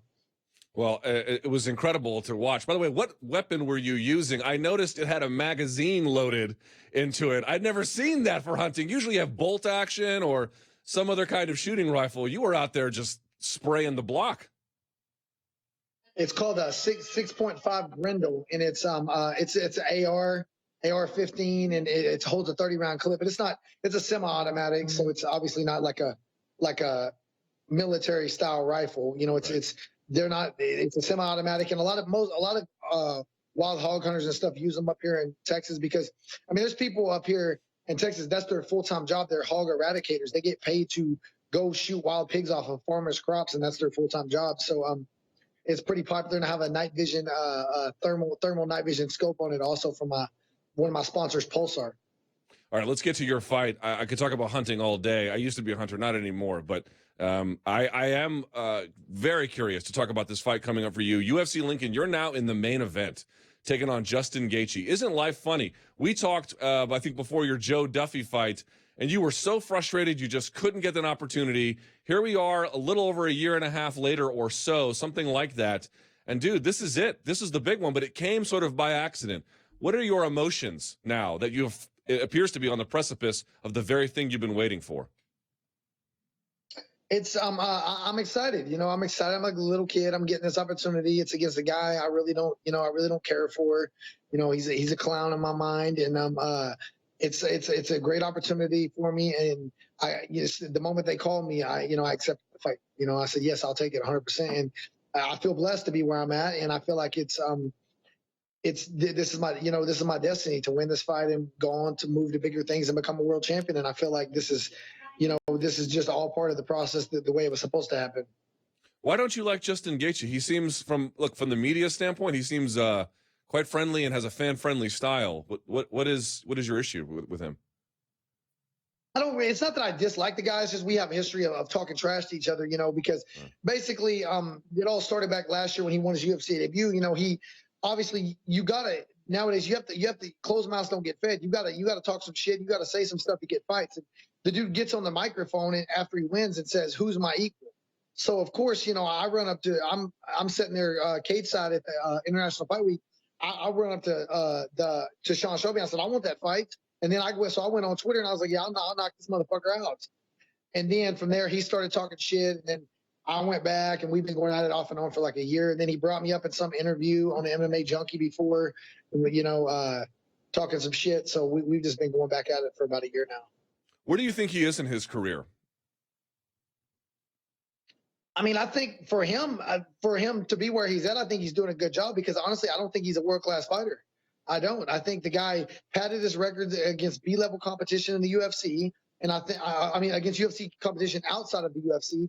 And now that he's came over here, he's been exposed. He's been beat. He's been knocked out. He has world-class heart. He's a warrior. He's not a punk. You know, this dude's a warrior. I understand why he's a fan favorite. I get why fans love him so much. I mean, I like watching him fight. The dude's exciting, you know, but he's a tough guy, but I have all those attributes too. You know, if you think that I can't bite down on my mouthpiece and throw leather and sit there and tough it out, just win like that, I don't have to fight like that because I have a skill set. And I think he lacks that. He has world-class heart, world-class grit in him, but he doesn't have world-class skill set. And I think he's going to be exposed. And I just don't think I don't even think he's a top 10 fighter in the UFC, to be honest. What would you say beyond his toughness and durability and willingness to exchange, just speaking to his actual technical skills, what do you think he's good at? I mean, he has good low kicks. He throws them fast, and he's not really worried about getting them checked. He'll just throw caution to the wind. He really don't even set a lot of them up that much. He just throws them, And so I'm assuming he conditions his shins, really hard to be prepared if he gets checked and stuff like that. And he seems like he has decent power, nothing great, but decent power. But I think besides the fact that he's just a tough guy with heart, and a good chin, that's about it. I'm sure you've seen now the Alvarez and Poirier fights. When you look at those, what is your takeaway in terms of the responsibilities you have that you need to keep in the fight to beat him? Well, first off, I feel like I'm going to hurt him faster than a lot of those guys did. I think I'm going to hurt him quicker. I'm taller. It's going to be harder for him to get in on me. So when he comes in, he's really going to get lit up. I think he caught them early. They didn't move quick enough to get out of the way of some leg kicks, or they didn't check them. They should have just come out immediately and tried to check first 2 or 3, or just stepped off. And instead, they tried to meet fire with fire a little too early, and then they were shook up a little bit from the low kicks. And then from there, they kind of just had to bite down, and they bit down on their mouthpieces. And they basically showed they had more will than him also, I mean, he's a tough dude and has will too, but there's plenty of us in the UFC that have that. They showed it as well. So why does he have such a reputation for it? I mean, if your point is correct, and I think there is something to it, that lots of guys have strong will, why is he, in your judgment, the flag bearer for it? Why is he the guy that is just known for it? Because he fights that way every fight. And this is what people don't understand is the reason why he fights like this. And I'm really not trying to discredit him. I'm really not. I mean this when I say this, even though I really, me and him have our personal issues. But the guy, he fights the way he fights because he has no choice. He has short reach. He's not very fast. He's not that athletic. He fights with the attributes he has. The only way he can win is to bite down his mouthpiece and break people and stuff. He throws tons of low kicks because he's really hardly even flexible enough to throw high kicks. He doesn't have a lot of attributes, so he did great with what he has. So he has no choice but to fight those ways. A lot of us that do have grit and toughness, just like he does, we have other options. So why would I can put a show on for the fans and not get beat in my head for 3 rounds. I can just go out there and knock somebody out. Now, granted, my last fight wasn't maybe as exciting as people wanted it to, but before that, I highlight reel 3 people in a row. So I can put on exciting fights without taking beatings. He can't. He has to take a beating. If not, he's never going to have a chance to win. Now, James, where does this put you? Currently, the rankings, for whatever they're worth, but they do exist. He's sitting at 7. You're currently positioned at 11. Now, obviously, if you win, you would jump in the rankings. But I'm wondering positionally, where do you think that would put you inside the division? That's still at the top, a little bit uncertain. I'm hoping it puts me right there right there, probably, saying like number 6, definitely number 7, hopefully after I beat him, I take his spot, but hopefully, around number 6 in the world is the plan. So that would put you, in position for a fight with someone like Kevin Lee after that? I want to get ahead of it. I realize you have a big fight, but that's kind of the space you're thinking of? I mean, here's the thing is after fuck Kevin Lee. He's turned down 2 fights with me, and I've been calling this guy for 2 years. So the only way I'm fighting Kevin Lee is 2 reasons. If it's going to be a main eventer, I'm not taking the fight, and they're going to have to give me more money. Because how many times do I have to fucking call this guy out? I'm tired of it. I feel like I'm being desperate, begging to fight this guy for 2 years now, and he continues to turn down fights. Same thing with him and Chiesa. Fuck them. Their ship is sailed. How many times do I have to call someone out until it's a joke? Until like what happened to the dignity of a man, at least Gaethje has some dignity. They asked him to fight me on basically 2 hours notice on Wednesday night. He took the fight and I took the fight. These guys have no dignity as a fucking man and as a fighter to fight people. So, I'll fight him, but I'm going to get some incentive for it because, I've been trying to fight the guy. I would love to fight the winner of Poirier Pettis. Poirier Gaethje, or not Gaethje, Poirier and Eddie Alvarez. Or maybe I would like to get maybe I'd like to fight Tony Ferguson when he comes back. After I win this fight, I'm 10-1 in the UFC. The only two guys in my division that have a better record than me is Tony Ferguson, who's 13-1, and Khabib, who's 10-0 because he's never lost. So they're the only two guys in the division that have a better record than I do in the UFC record. So, why can't I fight Tony Ferguson when he comes back off injury, probably at the end or beginning of the year? So what about the idea that when I interviewed you, again, I think it was about a year and a half ago, you were like, I can't get these guys inside the top 10 to give me a shot. Do you feel a responsibility to give guys ranked below you an opportunity? Maybe at some point, but right now, how many guys ranked below me do I have to fight? You know what I'm saying? I'm 9-1. If I was 5-0 in the UFC, like there's 3 guys or 4 or 5. Actually, there's 4 or 5 guys in the UFC right now that are 5-0. I get it. That they deserve chances in the top 15. I understand that. But I've also, after I win this fight, I have double the wins in the organization they have. How many of these guys, if I was 25 years old, I'd fight everybody, anybody. Just like Darren Till, he gets on the mic and he says, I want to fight them all. Because he's 25. I'm 31 years old, man. My goal is to be a world champion. I couldn't get the UFC to promote me when I was 27 or 28 years old and I was 5-0 in the UFC. How the hell am I going to get them to promote me now if I'm 32 years from now, I'm 30, 32, 33 years old, still fighting dudes, ranked below me, So I feel like I've earned this opportunity. It's not like I'm a 2-2 or 3-0 guy in the UFC begging for a top 5 guy. After I win this fight, I'm a 10-1 guy in the UFC with only 2 guys. The only way I'm accepting a fight with someone ranked below me after this is if I get a main event spot. If I get a main event spot, then we'll talk about it. But it's not work. I mean, how many more dues do I have to pay? You know what I'm saying? Everyone's like, oh, your time will come. Well, when is my damn time coming? I'm 6 years deep in the UFC, and after this fight, I'm 10-1. By the way, how are you spreading your camp? I know you were recently in my neck of the woods in Camp Springs, Maryland, just outside D.C., and now I saw you were hog hunting, so you're obviously not there. How is your camp split for this one? Yeah, they called me on Wednesday night to take the fight, so I had to leave the first flight the next morning to go to Lincoln, Nebraska to film to do some interviews and media tour stuff, right? So then I had them fly me home straight from Nebraska here to Texas, and I'm going to stay here for about 10 days till next Monday, and then I'm going to go stay here for about 9 or 10 days, and then I'm going to go back to Maryland and finish the last 6 weeks there because I'm in shape. I've been in camp, so it's not like and I'm training here. I already trained today, and I'm training again in a few more hours, so I'm doing 2 days here as well.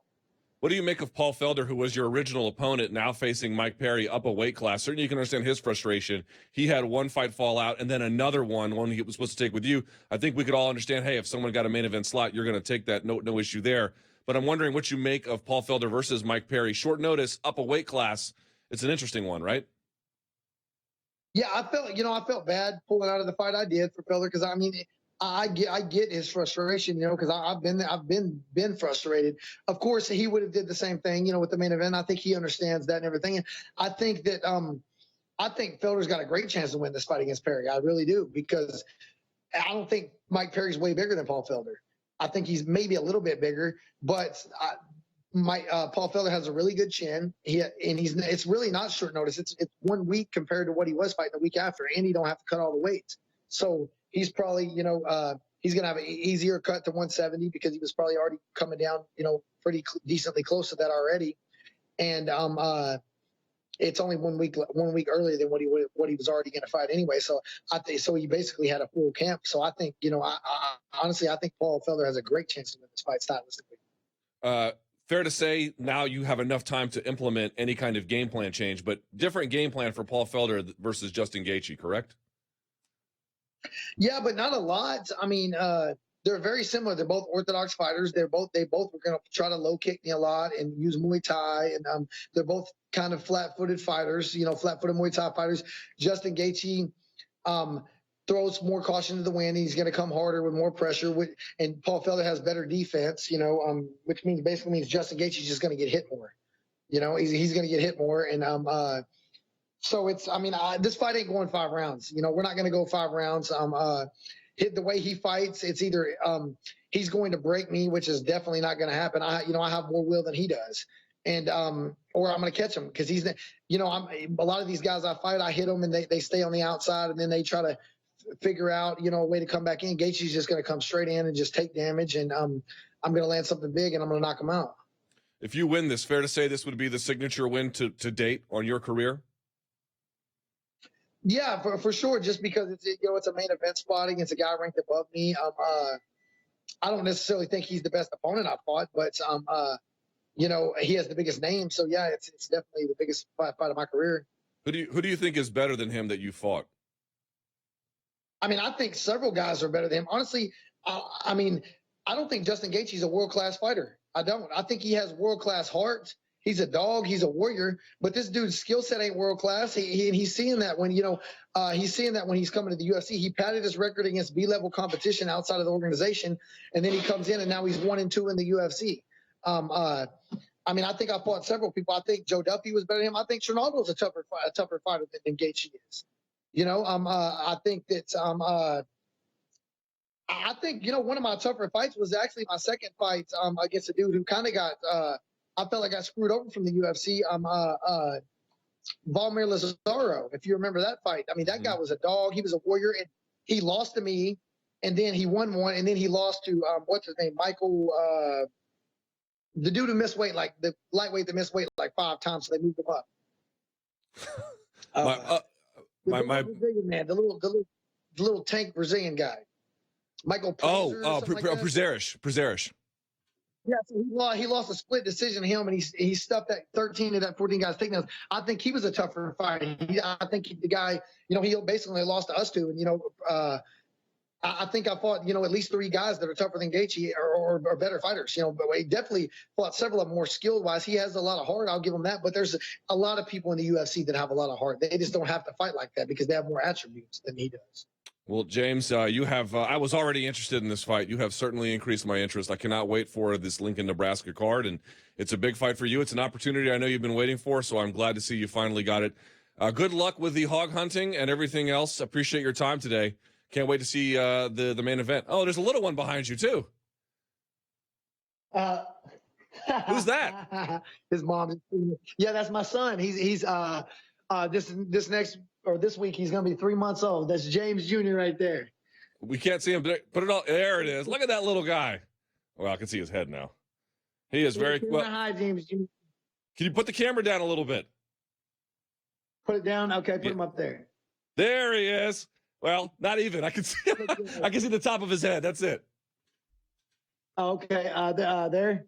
You know what? He's got a cute set of eyes. We got to get moving, James. But I gotta say, you have a cute little one. That was really nice to see him behind you. Take good care of him. I know you will. Take good care of yourself. Can't wait for that Lincoln, Nebraska fight. Thank you so much, James. Thank you, sir. Appreciate it. Yeah, there he goes. All right, that was fun. All right, enough with the guests. Now it's the portion of the show where you are our guest, ladies and gentlemen. It is time for the sound off.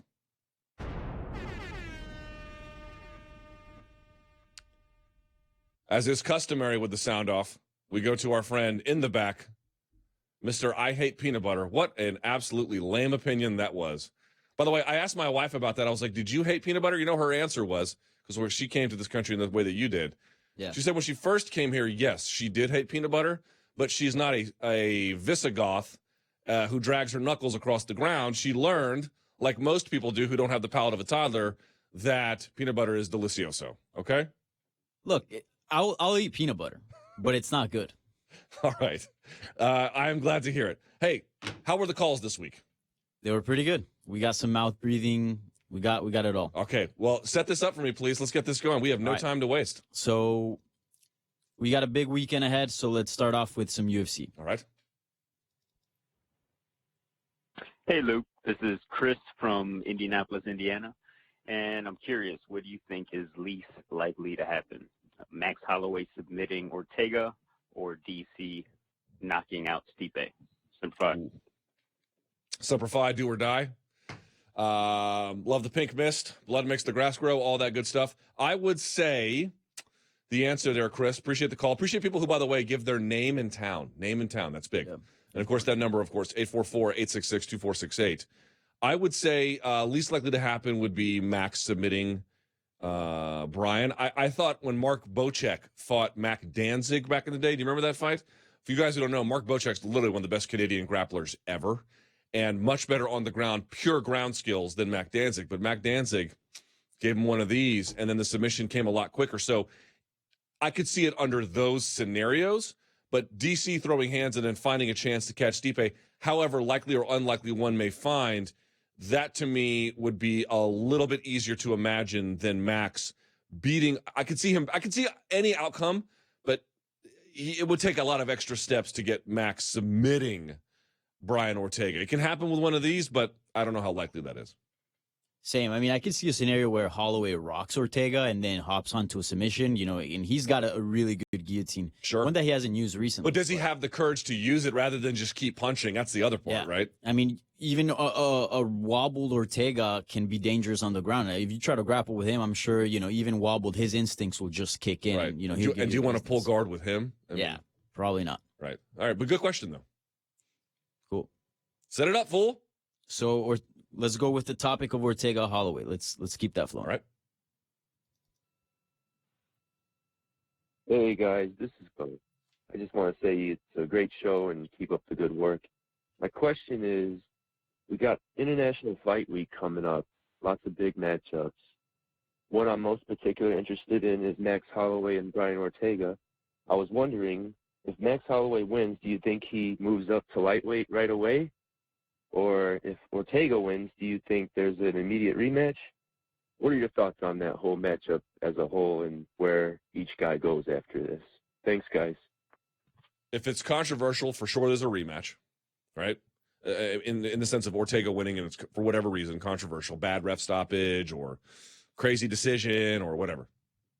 If he outright smokes him, maybe, just to keep it kind of interesting. Because there's the featherweight division has a bunch of up-and-coming guys, but you're not looking at that one next guy who's screaming at you as like, that's the contender. We don't have quite that position. So, no, I don't see that.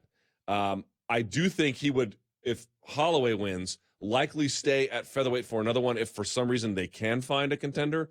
However, what I imagine might happen is, dude, lightweight is in such disarray that I don't know what they want to do. But I bet if they did something like, so they had UFC 100, then UFC 101 was Anderson Silva moving up to 205 facing Forrest Griffin. If for some reason they needed him to jump up and face a Kevin Lee or, I don't know, the winner of, if something happens between, God forbid, Eddie and Dustin and one of them falls through and you need Max Holloway to jump up, I could see a scenario like that, but that wouldn't be for a title, but it would be at 155. In other words, let's see what the biggest fight is for Max Holloway if he wins after Saturday, and I bet he takes that independent of weight class. Everything else, a little bit in flux. Yeah, Max Holloway has been, super big on defending his belt and making that known. So I think if he wins, he's probably going to stick around a fight or two. But if he loses, I wouldn't be surprised if he just changes weight classes and go up to 155. It's a good point, too. Yeah, what if he loses, he just jumps to 155 and says, F it, this cut's too much. Plus, all the big fights are at 155, too. Have you seen Max Holloway in person? Yes, I have, actually. He was going to fight Habib.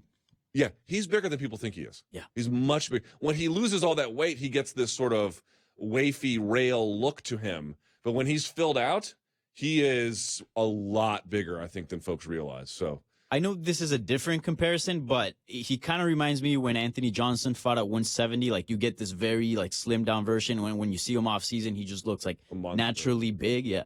Yeah, I maybe. Well, remember, Anthony Johnson also fought middleweight as well, David Branch, and he was even then a little bit diminished relative to that 205 version. What's next? Cool. So is it an MMA show if we don't talk about Conor McGregor? As a matter of fact, it is. Did you realize in the first show we barely even talked about him?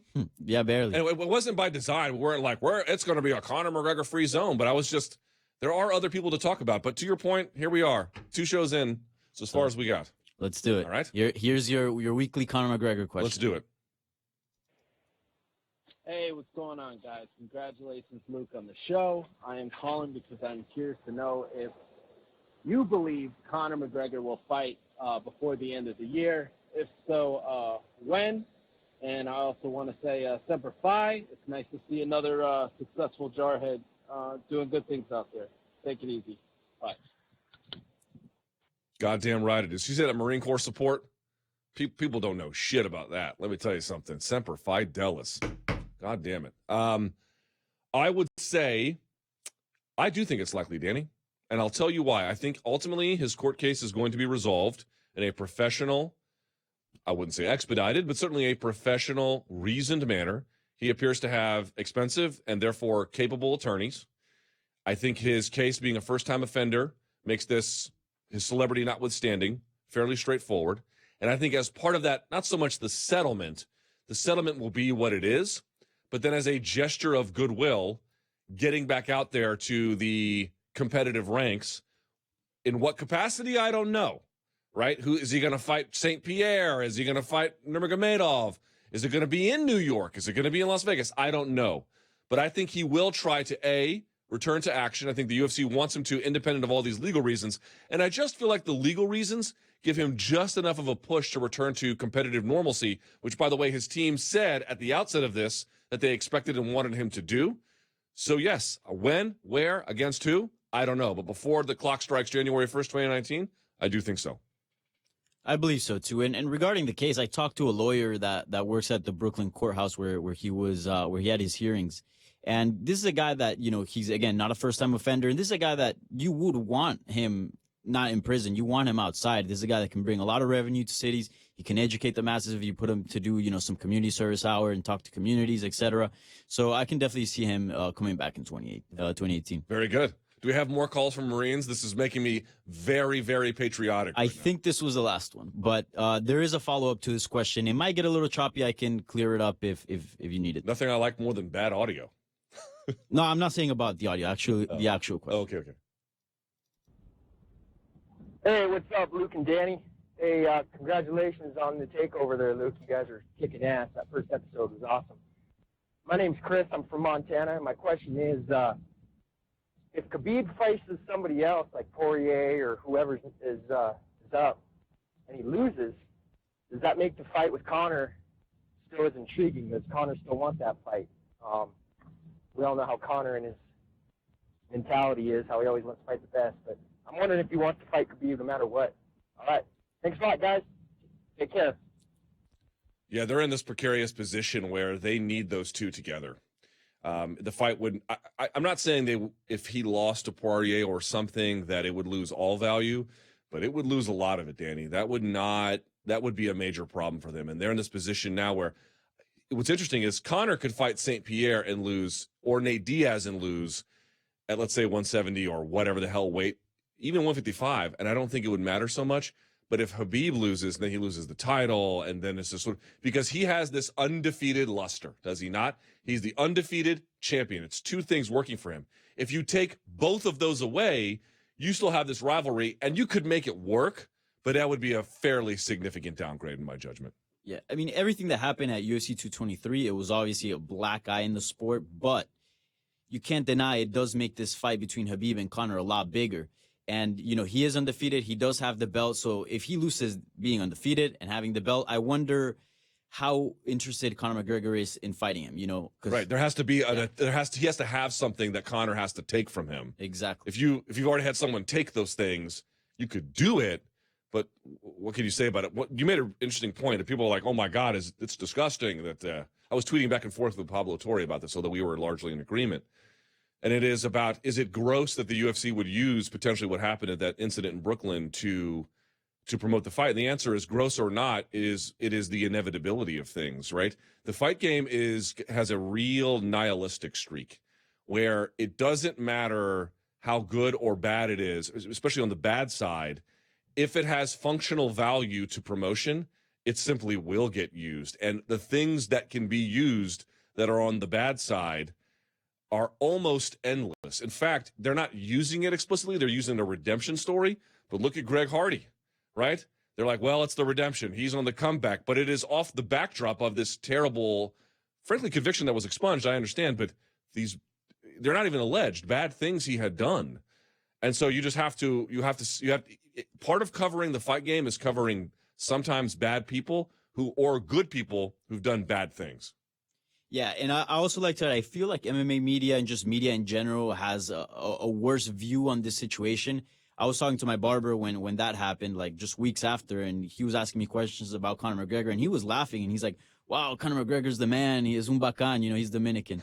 He's like, "Oh, he's super cool," and I was like, "That's kind of messed up what he did, but you know, I think it's viewed under a different light if you're a fan." Also, people don't realize what he had done to maybe Ray Borg or Chiesa or Rose Namajunas, and he just saw him, in the words of people much younger and cooler than me, wilding out, and they like that kind of thing.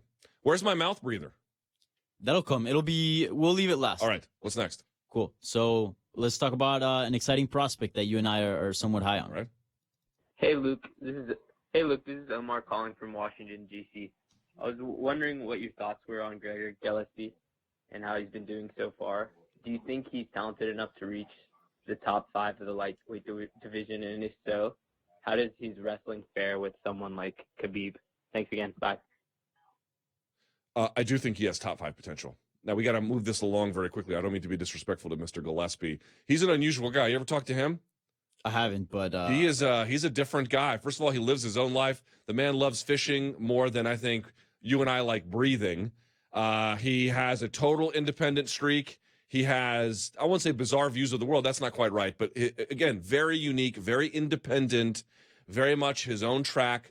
And his wrestling, dude, he's got that folk style wrestling with the wrist rides and the hip, and he is so good with that kind of thing. Against Khabib is different because as I mentioned before, he has the throws of judo, he has the wrestling rides of folk style, he's got good body lock trips, he just can do it all. I don't know that anybody has that wrestling, but does Gegard Gillespie have that top 5 potential, that Kevin Lee wrestling where he can guard pass and he can wrist ride and he can work from turtle and he can do all those kinds of things? Plus, he's got that Division I intensity. Yes, he does. Gegard Gillespie has my attention, ladies and gentlemen. I agree with everything you said. Good.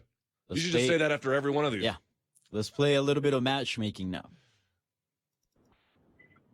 Hey, Luke, this is Joel from Jersey. Congrats on the gigs. Quick question. With the super fight happening this weekend, what super fight should the UFC make next? And another quick one. If you could come up with a super fight in MMA, so including the Askrens, the Rorys, the Fedors, what would your match make? Thanks, man. Bye. That was a little weird. Nice little touch at the end. It's like my girlfriend in high school would sign off on voicemails that way. I would say, first of all, I mean, is Lesnar Jones a super fight? Yeah. Yeah, so that's my answer, and that would be my answer for either of those. I would be interested in seeing like an Askren Habib or an Askren Maya, something like that. I'd be curious to see that as well. I don't know how much of a super fight that is in terms of the historic heights of money revenue generation you could reach, but my own personal unique interest, yeah. Mm-hmm. And money-wise, I would say Jones and Brock Lesnar's the biggest fight you can make. Yeah, and I still want to see Cain Velasquez back. I don't know what kind of state he's in and what his career holds for the future, but I still believe if we can get a healthy Cain Velasquez, John Jones has my attention as well. That'd be a fun one. Mm-hmm. Cool. Let's keep the matchmaking theme going on. All right. Hey, it's David calling out of Hollywood, Florida. My question is as follows.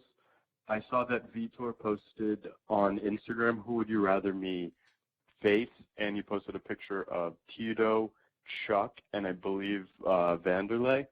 I'd like to know who Luke would rather see, either Vitor Chuck, Vitor Tito, or Tito versus Chuck, as we've been hearing is in the makes. Thank you, and have a great day. I appreciate it. Bye. You sure that wasn't Mike Bond? That sounded just like Mike Bond. Might have been. Didn't it? Might have been, yeah. Kermit the Frog sounded Canadian. Sorry, Mike Bond. I'm just teasing. He's going to get all bitter at me like everyone does in MMA. I would say Tito Chuck, actually. I'm a little bit... Vitor has had a Hall of Fame career, yeah? I've had enough, personally. And I don't mean that to be disparaging. I just mean to say he had a great run. I think it came to a close. You could say that about the other two, but Chuck has had some...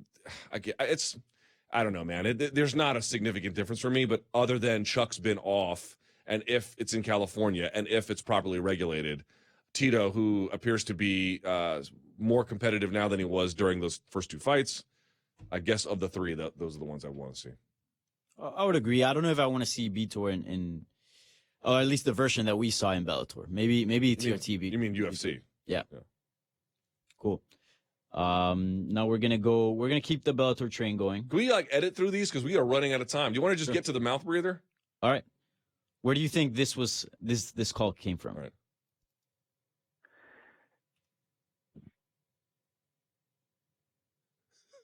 Do you need a replay? Yeah.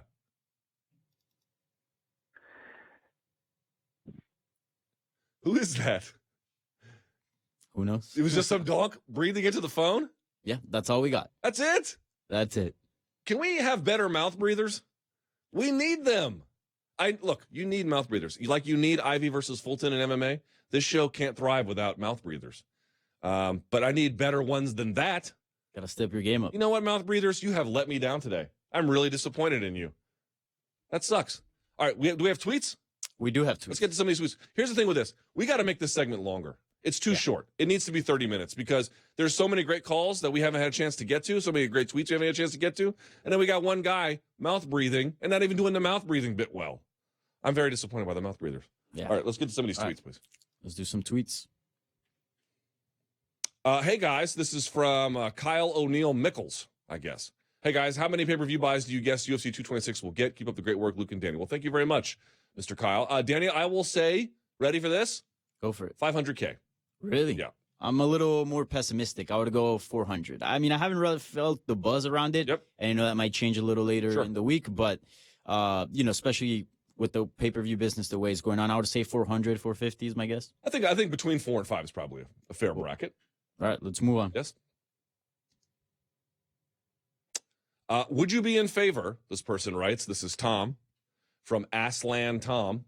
Would you be in favor of an MMA World Cup every 4 years with countries sending their top prospects to battle it out? No, I don't really need to see that. I wouldn't mind other combative sports in the Olympics, and that being what it is. I know we're running late. You're on screen, Cam, there, Danny. Just so you know, buddy. Yep. We can see you. I wouldn't mind other combative sports being playing a bigger role in the Olympics, but I think just keep MMA the way it is. Yeah, I wouldn't mind seeing a promotion, try it out, but yeah. Or even amateur MMA if they could make it happen in the Olympics. If there was some kind of arrangement we could come to, I'd be all right with that. Cool. All right, let's move on to the next one. Please. All right, this comes from our friend Reese Burnett. If you could sit in the matchmaker chair for one day, what are the fights you would make to bring the most eyes money to the sport? As I mentioned, Jones Lesnar would be one. Kind of Cain Velasquez. Again, I'm an old school guy. The Cain Velasquez one would really interest me. St. Pierre, Connor is an easy one. For just most money, right? And then cross promotion, right? Co-promote with Bellator. You're asking me to sit in the chair? I'm going to sit in the chair. Why not some co-promotion? You can say the UFC will never do it. I understand that. You understand that. But you could do some big fights that way. You could really, you could do a Chandler versus, I don't know, somebody. I don't know how big that would be, but as a portion of the card itself to build the card out, it'd be huge. That'd be fun. Revolutionary is what it would be. Yeah. All right, let's move on to the next question. Let's do that. All right, this is from Zappo. Also, can we have a breakdown of Thon Maker's flying knees during Philippines-Australia B brawl? Luckily, we got the footage. Let's see this footage, please. Look at these donks. Play it. Do we have the footage? Let's see this donk. Go back. Go back. What are you doing? We're going back. We're going to go back because this is a wheel. You have to go all the way around. I see it airing on the screen on the other screen. Oh, there we go. Is it airing? Yeah. Thon Maker's just out here swinging, chasing. Look at him. Oh! Hold that. Now Thon Maker's just kind of... How is Thon Maker? Is he playing for Australia? He's not Australian. He's like Sudanese. Well, watch this. Watch this. This dude comes through. Hold on.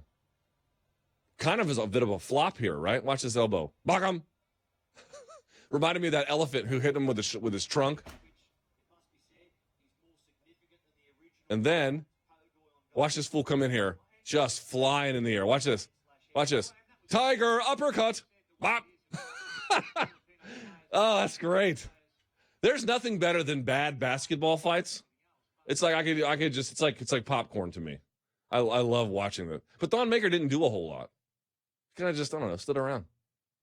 I've seen better. You ever seen who two-piece Shaq that? No, not Shaq. Kobe that one time. What was his name? You remember that? I remember. Kobe got kind of pushed him and put his elbow up, and the guy went bop bop, hit him with the two-piece. It was great. Mean one too. Yeah. Any other tweets we can get to? I have to get uptown, so we gotta. Yes, just real quick, finishing off with your military experience. Yes, please. How was your military experience? How has your military experience helped in getting to where you are today? Congrats on the success. Look forward to where you take this. Boy, everyone's been quite nice. Thank you so much for that. I really appreciate that. That makes my day. So I don't know how to answer that exactly. I would say maybe no one in my family had done the military before. And you ask why I joined. I'll be candid. I did not join out of any particularly patriotic obligation. I just thought the Marine Corps was one of the coolest things I'd ever seen. No one in my family had done it. It would be a good test and good character development. And I was right. It was one of the toughest things I'd ever done. Not merely boot camp itself, but the entire process of learning and maintaining and getting promoted through the ranks. I would just say it was, it taught me the value of hard work. Yeah, because you are not going to get anywhere in the military if you're not willing to work by the sweat of your brow. I don't care what job it is, whether you are in logistics. I don't know if they have cooks in the Marine Corps anymore. They used to. I think they phased that MOS out. And you're going to have hard times, sleepless nights, no food, terrible conditions, sickness, injury, and you just have to find a way to push through. So I would say that has been, and look, everyone's really nice to you about being in the military, but personally, like it just taught me, like, this is what hard work looks like. This is the level. You have to reach that every time. Yeah? All right. I think we're out of here. Danny? That's all we got. It was a great show. We got to make this segment longer. It's way too short. So we got to figure that out. But good show. You got big plans for the game tomorrow. Make it fast. Yeah, well, I'll probably be in the office, but I'll be rocking my Columbia jersey. Maybe bring some Colombian treats to the rest of the people here at the office. Vamos, cafeteros. Vamos, muchachos. Yeah. All right. Thank you guys so much for watching. I really appreciate it. We'll be back next Monday. Another show. I'll be in Las Vegas. If you see me, say hi and don't be weird. And until next time, stay frosty.